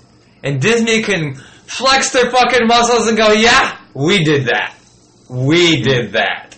You didn't like it? We brought it all together for you bitches. And people will fall down and praise Disney. And that's why, I think they've been ignoring the prequels, but maybe they haven't. Maybe that's been their plan all along. We're going to make you think we're not going to talk about the prequels because y'all don't like the prequels. But by the time we wrap all this shit up, we're going to put all this together in one beautiful story where you're going to look back at the prequels and go, oh, look what Disney did for us. Look what Disney did. Oh, hail the mouse. And I know I might be thinking, and I'm not really an optimist, but I might be thinking very optimistically right now. But I think the key is Anakin. I really do. And I think there's a lot of Anakin stories that they can still tell, even though he's dead. Now, I got more to talk about, but let's talk about the mask and the lightsaber. Mm-hmm. I think that's going to play as a part of Anakin's story. I don't want to hog this too much, you guys. Chime in with whatever thoughts you have. Once you get going, you just keep going. I know. I told you guys I've been starved lately. I feel like I've been I haven't ate a meal in 3 weeks. And all I've seen, everything, my fingers look like Star Wars. I just want to bite them. I have no one to fucking I've seriously a couple of times thought about hitting record and just fucking talking about Star Wars all myself. But that's not how we do things. So I have waited patiently. But like I said, if you guys, something pops in your head, oh shit, throw it out there. Like I said, this is all speculation. But I guess this brings up the lightsaber. Let's go there for a moment. One of the biggest mysteries of the lightsaber, Anakin's lightsaber, which was then Luke's lightsaber, which was then Which is now Rey's lightsaber. And I do want to touch upon the significance of that lightsaber as a whole. Why is it so significant? And is Disney playing upon that? Are we going to see more and more that, oh shit, this lightsaber is significant? So let's go into episode 7 for a moment. Something that you all might not know of, I know we've talked about it real briefly a long time ago on this podcast, about Mark Hamill, a long time ago, made some comments about the original opening to episode 7. And I talked to all of you about this, but we'll talk about it on the podcast because it goes into the lightsaber theories.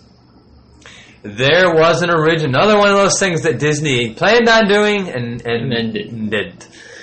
There was an original opening, and I have to believe it was actually shot. I really do, because it sounds to me like they decided against it at the last moment. The opening to episode 7 was supposed to be this. We were going to see Luke's severed hand and the lightsaber floating through space. Enter. I know we're like smiling and laughing about it. Like as you're explaining this, I'm just picturing like the opening of a James Bond movie. Right. Like it starts off with him getting his hand cut off, and then all of a sudden like the Bond music starts playing. You just see the hand and the Right. floating down, and there's like there's a Madonna singing like the theme song in the background, and there's it gets caught by like some guy in like some space suit, and he looks at it, and then he goes off to like some planet, and then Maz Kanata gets it. Right.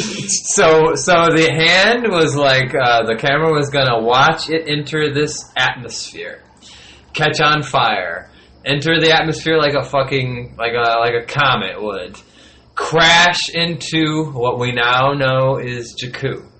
I think. They didn't really say what planet it was, but it was going to hit a planet, and it was going to be buried into the planet.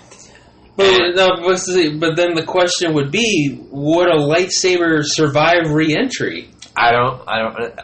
Because if you harken back to... And how much of his hand? They said the hand was with it. Well, the hand wouldn't survive for shit. The hand would just disintegrate. Yeah. I mean, but the bones? I mean... I think it would. I mean, if you're talking about re-entry temperatures... It's like 20,000. Oh, those bones would be flying everywhere. Yeah. There'd be the whole thing would be disintegrated. So by the time it hit the ground, it would have... There would just be no be hand. lightsaber. It'd just be the lightsaber. Mm-hmm. If the lightsaber could even survive. Right, if it even could survive it, because if you go back to, what was it, episode 2. How easy... My least favorite Star Wars episode movie. 2, you see Anakin's original lightsaber that he talked had. about this, yeah. Go ahead.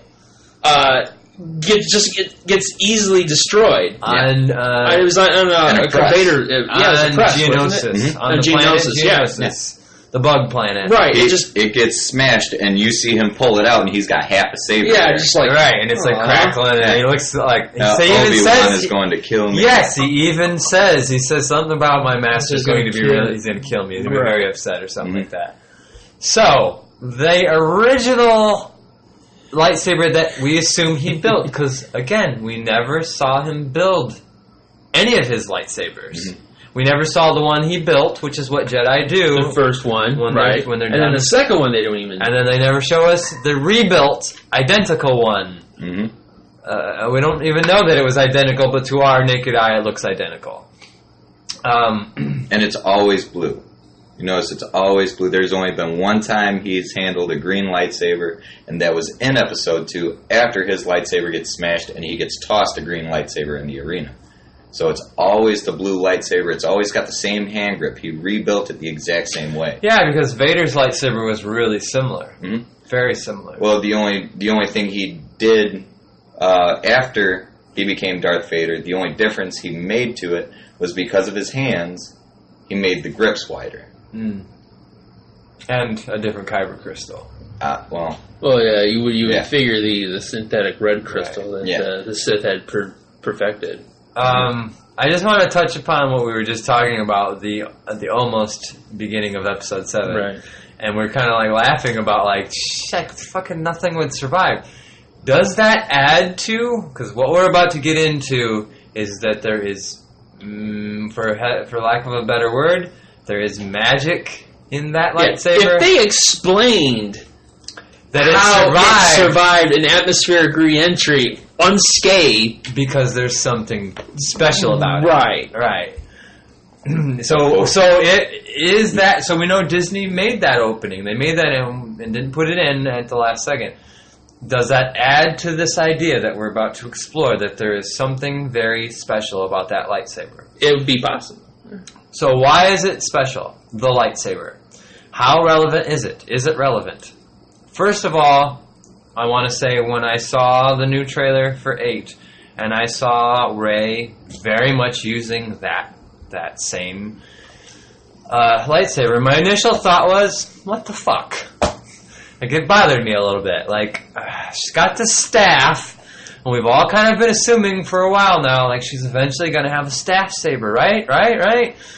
Maybe not, who knows, in the very end, but But I do know, we know this, she's embarking upon some Jedi training. How much? We don't know. How well it's going to go? We don't know.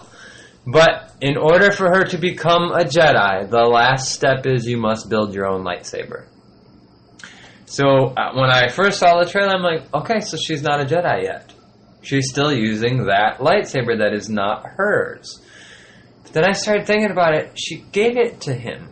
The last shot we see, she hands it to him. Well, He doesn't. She extends offers it out. it. That's right. She offers it to him. And we never fucking hear a word out of Luke. Mm-hmm. So we never hear what we never hear what his reply is. Now, we all know that Episode 8 is taking place right after Episode 7.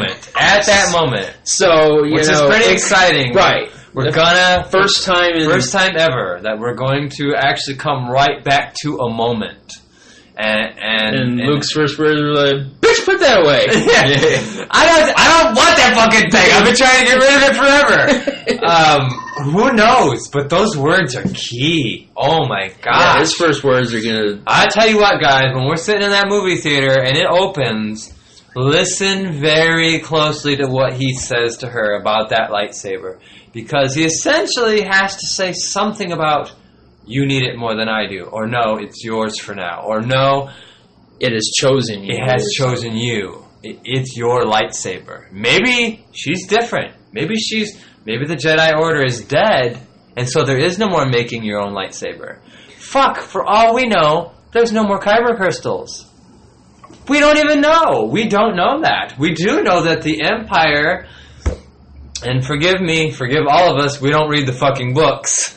We're not readers, the novels anyways, because there has been some talk in those books about the kyber crystals. Mm-hmm. And I don't know, I don't have a reference for it, what they have said exactly, but we do know that they mentioned that the Emperor systematically went through the universe searching for kyber crystals. And it's kind of even alluded at in Rogue One, that he needed it to power the Death Star. But what if he wasn't just doing it for that sole purpose? Maybe, along with the Jedi being eradicated, let's get rid of the Jedi weapon. Let's get rid of the thing that creates the Jedi. The Jedi, they can't have a lightsaber if I'm the only one that owns kyber crystals. If they're all mine, Emperor Palpatine, then no one can become a Jedi and wield a lightsaber unless they fucking get it through me. And I'll corrupt them before that happens. So it makes a lot of sense that maybe kyber crystals are spare. There's not many. They're sparse. And that even ties into the whole, we've heard theories about Luke is wearing one around his neck. A red one, we are told. A theory. Right. That would kind of tie into the whole idea that they're very rare. Mm-hmm. Right? So maybe there's not a kyber crystal for her to make a lightsaber. Actually, you know what I just thought of? You said the red crystal, and this actually just dawned on me. Okay, so Luke is a light user, obviously, but he has a red crystal. Wouldn't that, by definition, make him a gray Jedi? You've got a red crystal that you would assume is imbued with dark side energy, or has been made of dark side energy. Right. So what's to say that this dark side energy is not permeating him somehow. is like he could draw on it if he wants to? Right. Wouldn't that be, by definition, make him a gray Jedi? Okay. Like we don't have to see him force choke somebody or force lightning or something. But it's there. But I'm cool with that if they do. I want you to know.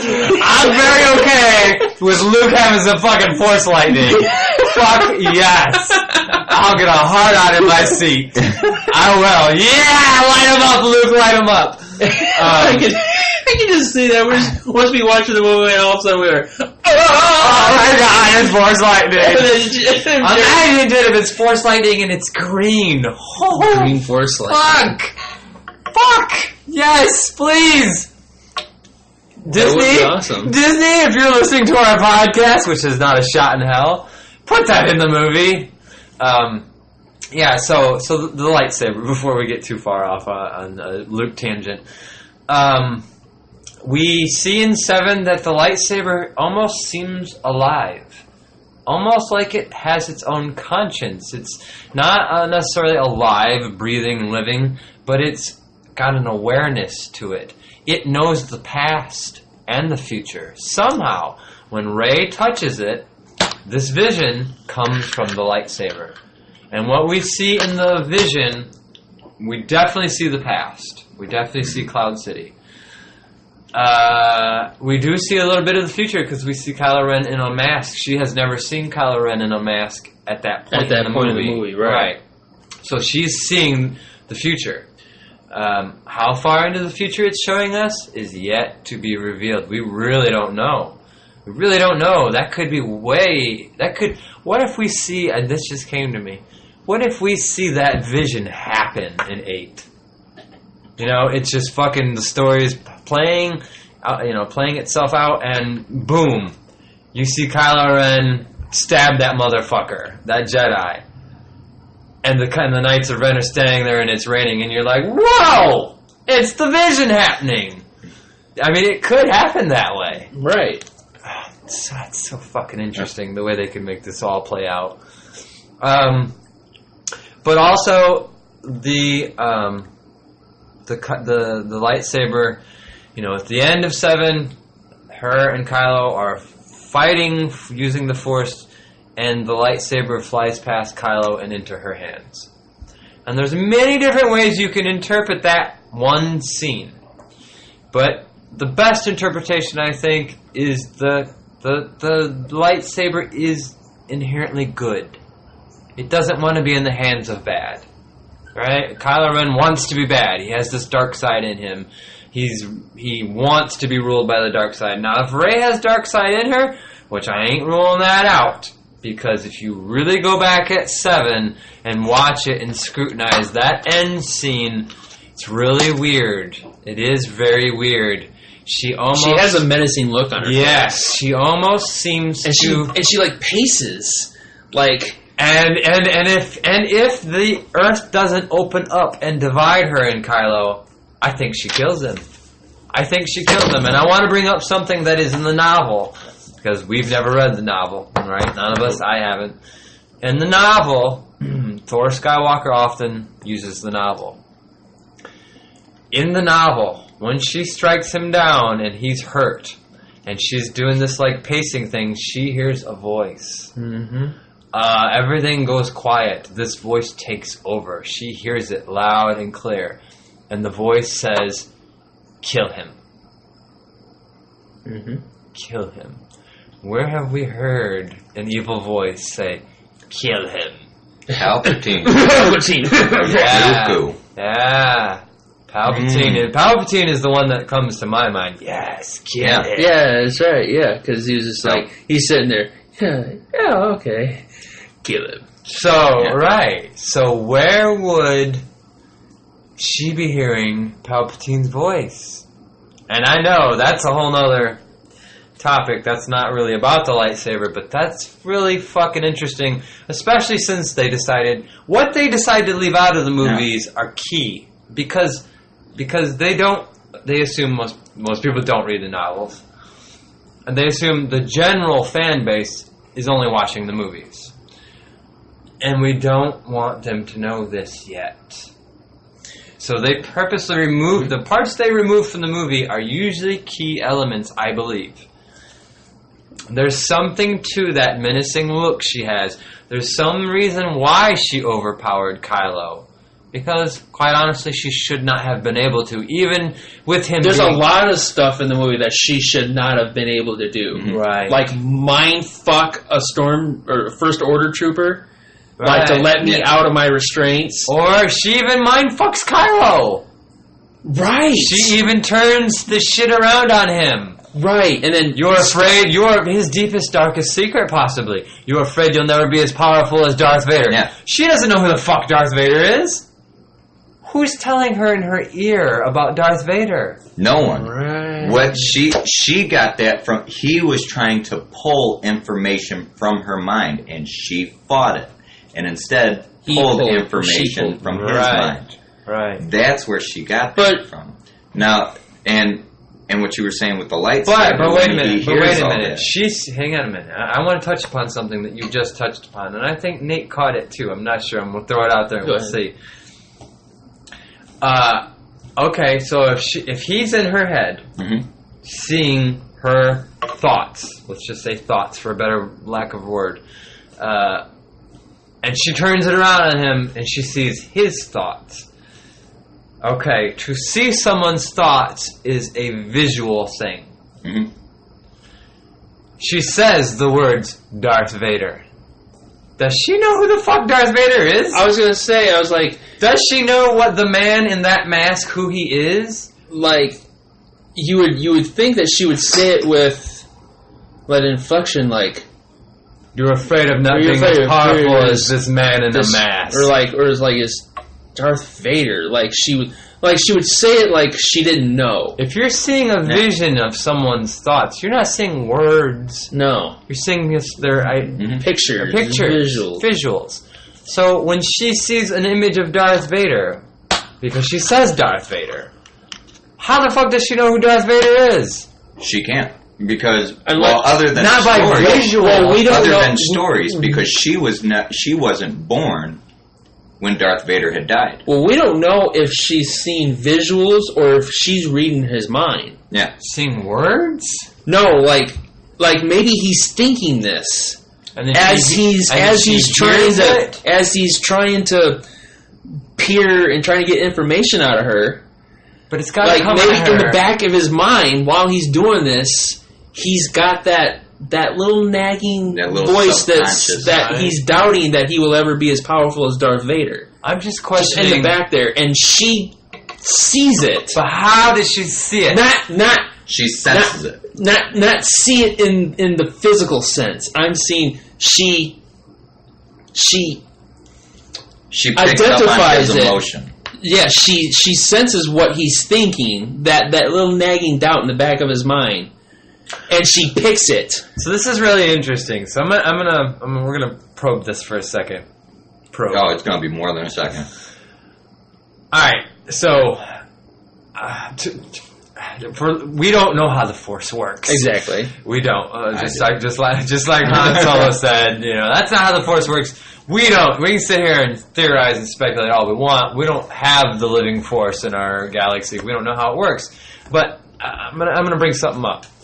We were just talking about this mind probe thing, and we were talking about how the Darth Vader part, and I saw a look in Nate's eyes, and at the same time I had a thought, and I looked at Nate, and I saw this look in his eyes, and Nate had this just tiny little gesture, and Chris started to talk, and I said, wait, I gotta get this out, because I think Nate's thinking it too.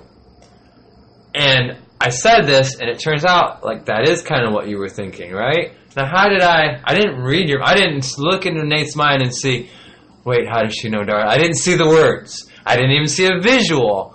I just got some sort of feeling.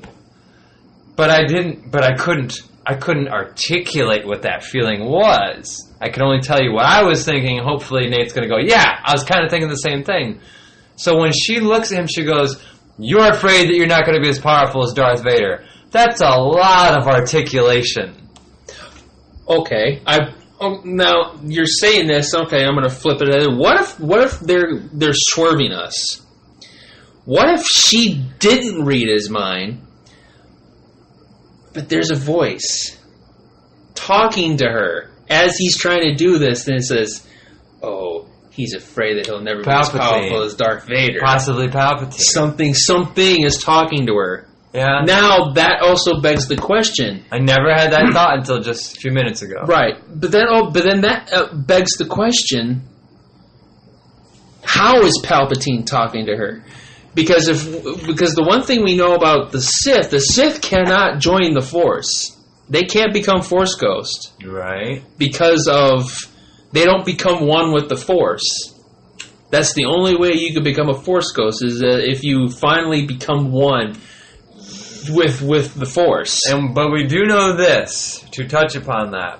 It's not canon yet, but there was a lot of shit that Palpatine, that was on his mind, bro. How do I live? How do I live on?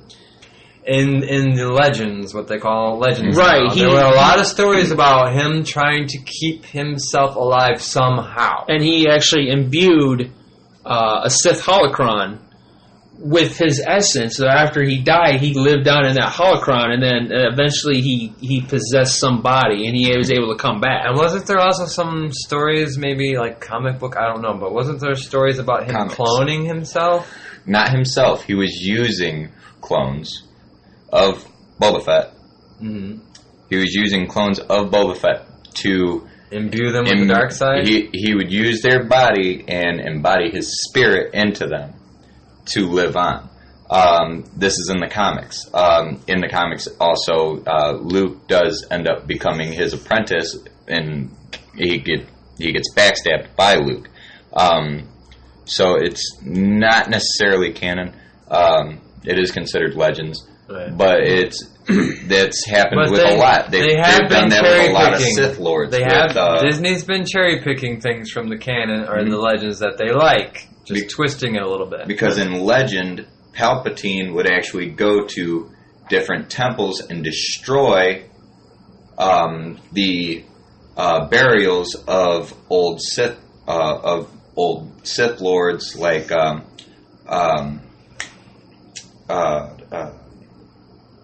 what the hell's his name? Bane. I was gonna say there's a lot of Sith Not lords. Bane, but something Nod. I can't remember his. Fuck! I have the comic at my house. Anyhow.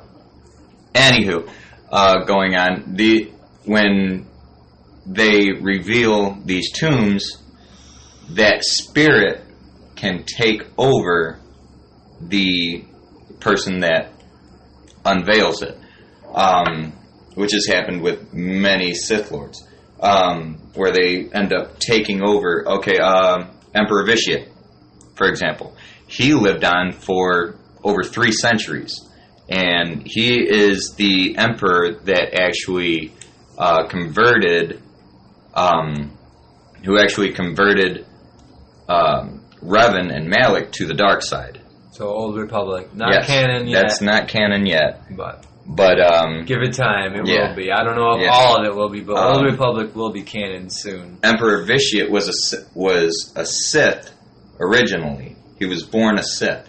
At the time of his death, he was actually human. For those of you that don't know, a Sith was an actual species, not just a name made up by dark side users. Right. But yeah, in the comics, he ends up taking over multiple bodies and living on for an unreal amount of time until Luke ends up killing him in his place. So I know we're getting off the lightsaber talk for a second, but I think we might be going somewhere good with this. So let's just go with it for a moment. Okay. We're still continuing with that, or are we going back to the lightsaber? No, not lightsaber yet. Okay, I okay. was going to say, I don't want to go back to the lightsaber. But We go on. will. Go on.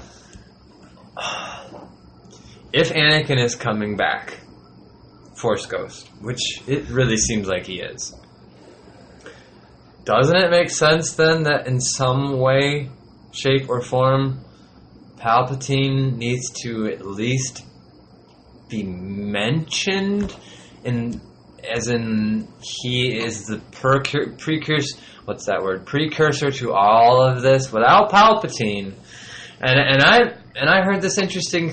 I've thought about this before, but not really. I always thought, Plagueis created Anakin, but we don't have hardcore evidence of that. And I was watching this video recently, and they were talking about what if it wasn't Plagueis? What if the reason Palpatine learns everything he can, like a good Sith does, from his master, why does he not kill him yet? Not yet. Because he wants to learn how to do that. He wants to learn how to create life, right? What if when he figures it out, when Plagueis finally teaches him, or he sees Plagueis do it, and he's like, I got it now. That's the day or the night he murders his master in his sleep. Well, I have no need for you anymore. Now I have everything I need to do this. And what if Palpatine created Anakin?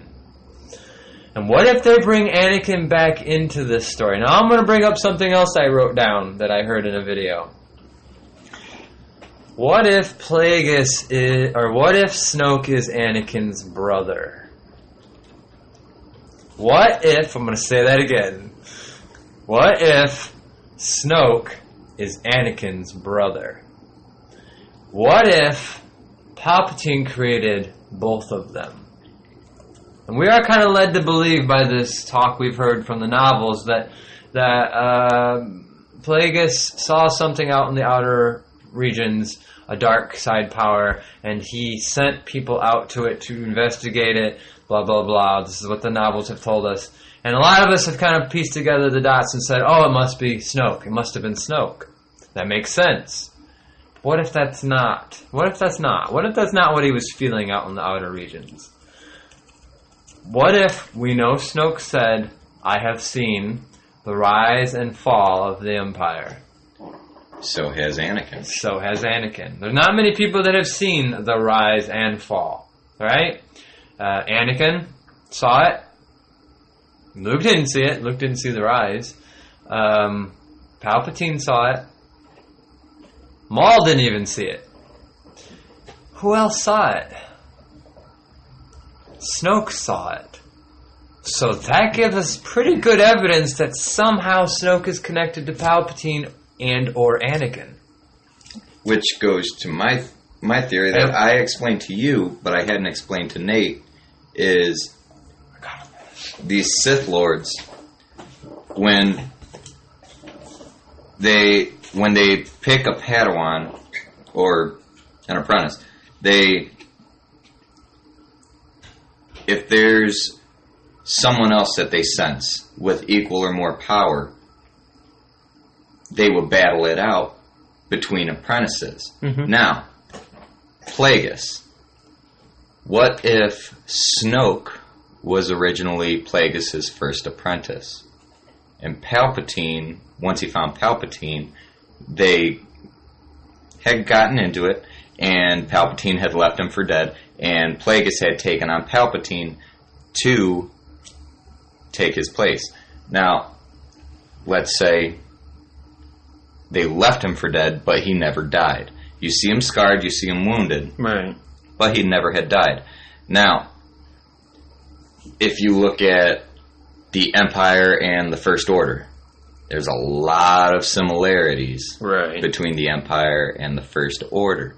And Plagueis favored Palpatine due to the fact that he came from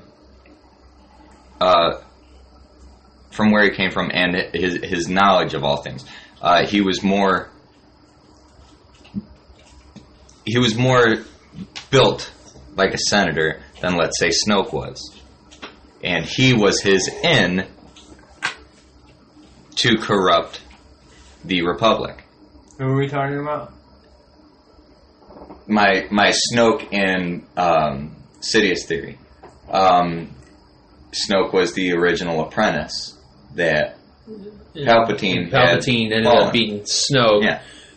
That's why he's crippled. That's why he goes on. And when he said that, I was like, fuck, that might make sense. Because there's a lot of similarities between the Empire and the First Order, and that could have been Plagueis' plan the entire time.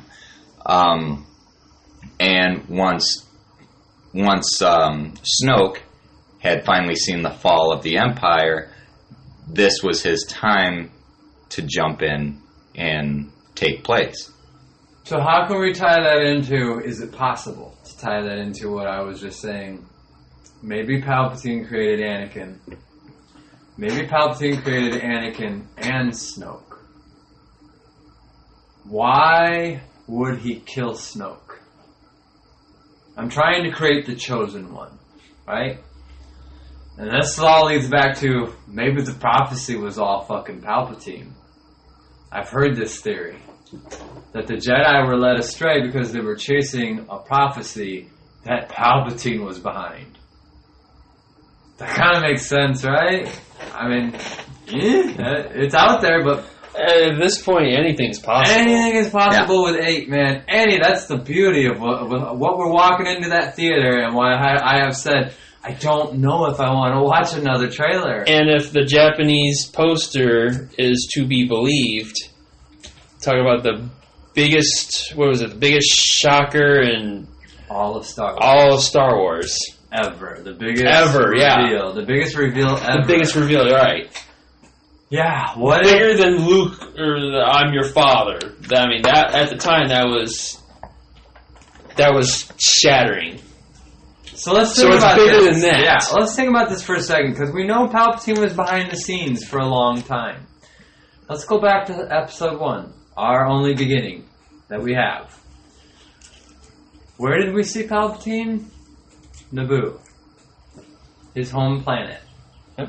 So, what was he? My idea of one, there's so much politics in that movie that it's easy to get lost. First time you see that guy, I remember watching it going, that guy kind of looks like the Emperor. Because, it was actually the same guy. A lot of Star Wars fans don't know that. The Emperor, all along, has been the same actor. Did you guys know that? Oh, even in the original trilogy? Original. Same actor the whole time. That really makes sense. Yeah. That is pretty awesome. Because there was something, call it the Force, whatever. First time I was watching The Phantom Menace, that when that guy appears, I was like, where have I seen this guy before? I couldn't say Emperor necessarily, but I was like, he looks familiar. Hear that, DC? Even Disney's using the same characters. So in Episode 1, when we first see him, he is what on Naboo? Is he a senator? I think he's senator. Then he becomes chancellor. So he's already worked himself into the Senate. Right. How the fuck did he do that? I mean, you don't just become a senator, but hey, I got a lot of money, I should be a senator. Right. Well, some of the background about Palpatine was that his father was involved in the Galactic Senate too.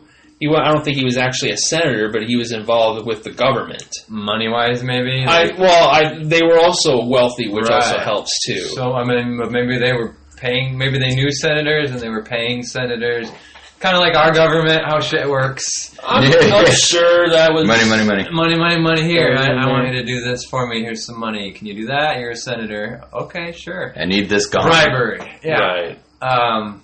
So that's, I guess, as far back as we could trace Palpatine that we know of. That's canon. Right, until they come up with a Palpatine origin movie. Or unless they fucking drop bombs on us in Episode 8 and 9. Right.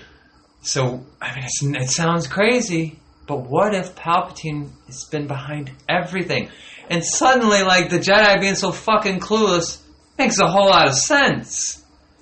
I mean, it's always been one of those things to me, like, I'm a Jedi guy. I love the Jedi. And, when I hear Luke say the Jedi must end, I was like, no, ow. I think I understand a little better what he means now. Mm-hmm. But I've always been a Jedi guy. The Sith, they're interesting. The dark side's very intriguing. It is. It's supposed to be intriguing. Mm-hmm. But I guess, I don't know, maybe the Christian in me, I like the nobility of the Jedi, what they're fighting for. How the fuck did they get so lost? And this is, to me, the pinnacle of, like, how lost they were. When Darth Maul appears, and he's clearly a Sith. Mm-hmm. He's got a red lightsaber. He's got red glowing eyes. He attacks a Jedi out of nowhere for no real purpose. And when Qui-Gon, who seems to be more and more as the saga goes on, he's the one that fucking knew something, and the rest of them didn't. And they kind of expelled him for it, in a way. But he tells them, and to me this is the pinnacle of their, like, duh. I believe the Sith attacked us, and they're like, no. The Sith were wiped out 1,000 years ago. That couldn't be. No even Yoda, and all his infinite knowledge was like, no. Didn't even consider it. And God, this is gonna pick at me unless I say it now. And that was another thing in the movie. They said the Sith have been extinct for over 1,000 years, and if you go to the Aftermath books, Sidious was on Jakku. There's something about Jakku, and I was telling you about this. There's something about Jakku, who was it? Gallius Rex becomes a stowaway on Palpatine's ship, and he gives him like an ultimatum. We have to be careful when we're throwing theories out there. Make sure you say this is not canon. You know, we don't want to confuse Right, it's not officially canon yet. Okay, Right. You heard. He's a fucking But guy. Gallius Chris is still Rex- one of those guys that's still hanging on to the legends real hardcore. I am. There's a lot of guys like They're you, so man. good. But Gallius Rex becomes a stowaway on Palpatine's ship, and he gives him like a ultimatum. He goes, "You can either die, or pretty much you could have a job, and of course you're going to pick the damn job." And he goes, "You stay here and protect this spot on Jakku. This spot was very important 1,000 years ago, and it will be important again." Yeah, there is definitely something about Jakku. Oh, wow. And that's another thing I want to see. I want to see brought up in the movies. It needs to be explained. It needs to be explained why no one could sense her. Mm-hmm. You know, that's a plot hole. If you don't answer it, that's a problem. Mm-hmm. I do think they'll answer it. I don't know if they're going to answer it in 8. Because I think that might be something that might be a big reveal. They in mentioned 9. something was there, but it wasn't specific. But let's go back Go to on. the lightsaber, because I know there's something Nate wanted to add. Again, the question being, after seeing the trailer, why is she still using it? You know, that's a big question to me. There has to be something to that. My only counter argument with the whole the lightsaber and mask connection is, and I'm not an expert in Jedi lore or anything, but I don't remember a time where Jedi artifacts were imbued with Jedi essences. I believe that's only a Sith practitioner that they would imbue items with like their essence or with their energy or whatever like that. Right. I don't think there is really any precedent for it. Maybe Chris knows better because he knows the legends better. Well, But I do know the Darksiders believed in it and did it. The Sith, I guess. But what if, I'm just throwing what ifs out there. What if the reason that it is, and now the masks, because it's plural, the masks are maybe a different subject because it's dark side powers. But what if the significance of this lightsaber and why it is able to retain some sort of powers is because it's Anakin's? You know, and we do know whatever Anakin is, he was special. You know, so maybe the Jedi of the past couldn't do it, or didn't have enough. Maybe it's not something that's been done on purpose. I almost kind of think that it's kind of like, you know, you take a photograph, and in the beginning it's a negative until you make it into a photograph. But when you're left over, when you make it into a photograph, you have this clear image of what you took. What you have left over, though, was the negative you started with, which is it's flipped, it's reversed, it's different color, it's not what your eye saw, what my eye saw, it's not an exact image of what you were looking at, it's slightly different. So the way that I kind of look at it is like maybe this lightsaber has like residual, like Anakin was so special that it got left over upon his lightsaber and his mask. Well, also think about it. Like you were saying before, this was a dark side ability that they used. This is the lightsaber that, like you were saying, cut off Count Dooku's head, which, like you were saying, the voice that Rey heard is, you know, right. Kill him. And he had It slaughtered... wasn't always used for good purposes, that's true. Yes, he had slaughtered the younglings. He had killed Mace Windu with, or he had cut off Mace Windu's arm with. Fuck, you're right. Mm-hmm. That lightsaber has seen some bad He killed Right. off all the remaining individuals on Mustafar. He fought Obi-Wan with. It wasn't always used for good purposes. Well, no, but I think it's an actual ritual, or it's an actual ceremony in order to pour a part of yourself into it. Right. I don't think it's What we have from Legends. by just simply acts. Right. What we have from Legends, you're right. It was a Sith ritual to imbue things with magic. Well, it basically is to gain immortality. That was the reason for it, because they couldn't join the Force, Right. because they could never be one with the Force because they were dark side users. So that was the Jedi way of gaining immortality. They would live on through the Force. Well, the Sith couldn't do that. So they found an alternate method of imbuing their essence into these artifacts so that when Right. their physical bodies died, their essence would live on in these artifacts until it would get transferred to another body like Palpatine or someone. And like that. Maybe it could have been by accident as well. Like maybe he did it unknowingly, because in all the times that we see Vader, and all the times that we see Anakin during the slaughter, that is the most pissed off, angry, emotional Anakin Don't forget / the Vader Sand we people. ever meet. Don't forget the Sand people. And, Sand people Killed as the well. Sand people. But that was in episode 2, and that lightsaber got destroyed. I was just going to say, I was like, was that the first or the second one? That was the first one. Mhm. Because when they go to Geonosis, then that lightsaber gets destroyed. Yeah. Yeah, you're right. Well, I was just gonna say, maybe this is Disney's way of again, the cherry picking thing. I know a little bit about Legends, not a whole lot, but I do know where they took the novels into the future, and they took it into Jason and Jaina were the twins of Han Solo and Princess Leia. And then there was a Ben Skywalker, who was the son of Luke. One of them becomes a Darth. I think it's Jason. Jason. And so you can look at Kylo Ren and Rey and go, well, fuck, they're a lot like Jason and... They're not. I'm not saying they're brother and sister.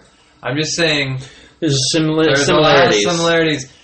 I kind of thought that too. Believe me, Disney has scoured through the material. They have. They've taken their time and gone, this we want to keep because we're going to tell something about that story. This is not, we're not going to keep it right now.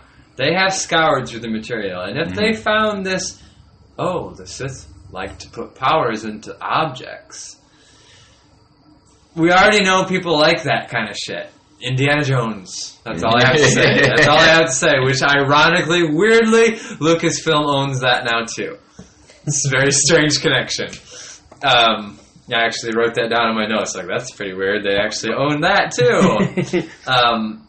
Yeah. What if they liked that idea and said, you know what, we're going to do that, but we're not going to do it exactly the same way. Mm-hmm. We're going to take the most important Sith of all Star Wars, Darth Vader, and we're going to use that for him in order to tear the light and the dark apart, right? You have Kylo, who's like getting something from this mask that's dark side, and you have Rey, who's getting something from this lightsaber that's light side. I don't know, but I know there is something special about that lightsaber. And they better fucking answer it.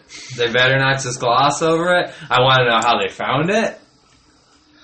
That's really Right, that's important. a big plot hole. How it got to Maz Kanata's hands. And they even fucking you know brought what? that up. In 7, she says, that's a story for another time. Right. Well, Don't tell this me is the other that's time. right. Don't tell me you're going to tell me that story at another time and never do it. 'Cause that will piss me off. And I do have a theory on that too.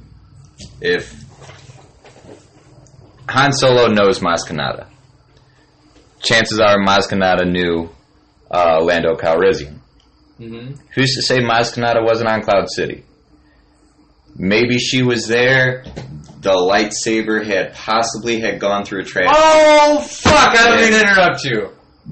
Go ahead. But I mean, it's not complete. It's not completely, Out of the realm. far fetched that she could have been on Cloud City the entire time that shit was going down. What if that's how they bring Lando into the story? Because she was a smuggler. What if that's how they bring Lando into the story? We've all kind of been wondering, like, what the fuck? Where's Lando? Right? They haven't even mentioned Lando. Well, he's not going to be in 8. Not saying he is. If they're going to do it, obviously the last chance they're going to do it is in 9. It could be as simple as this. If they're going to explain the lightsaber's origins, where they found it, how they got it, in 8, it could be as simple as Maz Kanata talking to somebody and saying, Lando Calrissian gave it to me. But then how the fuck did Lando come about it then? Because On Cloud City. But Lando was in the Falcon. Because they were making their escape. Remember, as Luke is fighting, and they're on the landing pad. They're making their way to the landing pad where the Falcon is. So he's not going to have time to just happen to be in the underneath the viaduct where the I don't think that. No, I got hands like a wide receiver. Boy, I'm lucky. No, I don't think it's that like that. What if it's Boba? What if it had to be somebody on Cloud City, right? That's the only way. No, because Boba took off. Remember? He took off before. Yeah, he took off in Slave 1. Remember? Because they loaded it up. They loaded Han into Slave 1, and Slave 1 took off, and they started shooting at it. Yeah. I don't know. I was just thinking maybe there were bounty hunters on Cloud City. But I think they were captured. Well, no. Stormtroopers were. Well, no. Like we see that. Well, how many? No, it was only. We see that scene, the Carbonite. We see that scene with Vader. But how many were there though? Well, there was the lizard-looking guy. I remember Bosk. Bosk. He was there. Was that? There was IG-88. There's IG-88. I remember IG-88. Robot bounty hunter. And then they showed Boba. Boba. Maybe there those was were the three. only. I think those were the only 3 that they showed. Maybe. So there was at least 3 bounty hunters, and we know bounty hunters, they deal and trade, right? Well, if a bounty hunter had Anakin Skywalker's lightsaber, that's valuable. Right, but why would they ever trade that, though? Because it's valuable money! No, but why would they ever... You have a Jedi lightsaber. Why the fuck would you ever trade that? Not only that, but it's Anakin's. Well, I don't think they would know that it was Anakin's. But it's still... And especially in this day and age where there's very, very... They're holding probably one of the last lightsabers in the galaxy. But did they know that? Well, I'm saying they would have to, because this is around the time where Palpatine has eliminated lightsabers across the galaxy. The Jedi are wiped out. There's, besides obviously the Sith, really only Vader only has the lightsaber. I just don't see Boba Fett going, I'm gonna use this thing. I don't say use it. I mean, a trophy. As a trophy? Yeah. Yeah, but if you didn't make that kill. Unless you're Grievous and you would take the lightsaber and actually use it. He was a Mandalore, and it wouldn't be the first time a Mandalorian has used a lightsaber. Right. Yeah, I mean, Boba's probably not the one to point to do it. Yeah, to point the finger at. Maybe it was one of the other ones. But what I'm saying is, just like with C-3PO, he got torn down to scrap, and they were gonna fucking scrap his ass. What if Maz Kanata found that fucking lightsaber being scrapped? And I guess I'm looking for something of more significance than she happened to be on Cloud City and walked down the right hallway and was like, "Oh, what's this?" She was like, "I was there." That would probably piss me off. Like, that's really random. And then she just so happens to befriend Han Solo, or maybe she even knew Han Solo back then. I don't know. Yeah. I want a better explanation, is what I'm saying. Right. And I don't know. I don't have one, because that to me she's is like 1,000 years old. She's Right. seen some shit. Well, to me, that explanation is difficult. Like, how are you going to explain that and make it make sense without going into some fucking elaborate theory, which they don't like to do in movies because movies are made for the general fans. You know, they don't want to go into this great big theory about who passed it on to who, and then this one found it here, and then he passed it on to... But somehow it's got to be a good story. Because it's a significant part of these stories. Mhm. All right, so let's quickly tell the other side of that. How did he get Vader's mask? So there's another thing. Where did Vader's mask come from? And I have to think that this is where the Knights of Ren come into play. Because Gather Vader artifacts. Right, it has been hinted at, and it's been hinted How do at. you gather that artifact after the motherfucker blows up? No, because they burned him. Yeah, right. Yeah, that's true. Yeah, and the on mask Endor. looks melted. Yeah. So somebody on Endor So it could have just Stole been the left mask. there. Touche. Right. Touche. or stole it, or Ewoks have no use for it. they better not fucking They- bring me They one. dug him up. Or unless they show like the Ewoks have like this little mantle thing, and then somebody comes in and slaughters them. And Yeah, takes it. maybe they were like, maybe they found out Anakin saved. Easy Jerry, yes, you furry fox. But maybe they like put a little like statue up of Vader, like the max, and they were because they found out Anakin was Vader and became saved the galaxy. To a simple-minded Ewok, they'd be like, and then somebody found out where the mask was, came in and slaughtered the Ewoks and took it. That's maybe plausible. But I guess what I was trying to say is we've been talking about the lightsaber having some sort of light side powers. Let's talk for a second about, does Kylo Ren's mask have powers? And this was something that was brought up. Is it possible? Is it possible that all the Knights of Ren have Sith masks that are imbued with dark side powers? The little one glimpse we get of the Knights of Ren, they're all wearing headgear of some sort. Mm-hmm. We don't see any of their faces clearly. They're all wearing something. And if they are Sith artifact lovers, maybe it's not just Darth Vader. Maybe it's they've been scouring for Sith artifacts. But Vader happens to be their favorite Sith. Does that mean that there is some sort of powers in Kylo Ren's helmet? And I saw a video about this theory, and at first I was like, man, I don't know, that's a stretch. But the guy talks about it. He says, you can go back and watch The Force Awakens, and every time he's wearing the mask, he does something badass. Every time he's not got the mask on, shit goes wrong for Kylo. And that also kind of leads into the weirdness of the trailer. We see the helmet smashed. Kylo Ren's helmet is destroyed in the Episode 8 trailer. So, like I said, I went back and I watched Force Awakens, and it is pretty fucking weird, man. It is. The beginning of the movie, you see Kylo Ren walk out like a badass. Fucking got the mask on, stops laser bolts in midair. Staring at it all confused. Senses that Finn had some sort of Force awakening, makes eye contact with him, he senses it. Mm-hmm. That's proven to us later on when he's like FN 2187. He knows it was him, the traitor. That's who it was. All this badass shit he does on Jakku, he gets back on the ship and he leaves. We see him interrogating Poe. Poe's fucking, can't take it. He gives him all the information, Mm-hmm. right? We see him meet Rey for the first time. He's got his mask on. He's got her fucking frozen, paralyzed by the Force. She's like filled with fear looking at this dude. He reads her mind a little bit. Oh, you are just a scavenger. Has no problem reading your mind when he's on that planet. Maz Kanata's planet. Whatever that planet is, I do not remember the name of it. Yeah.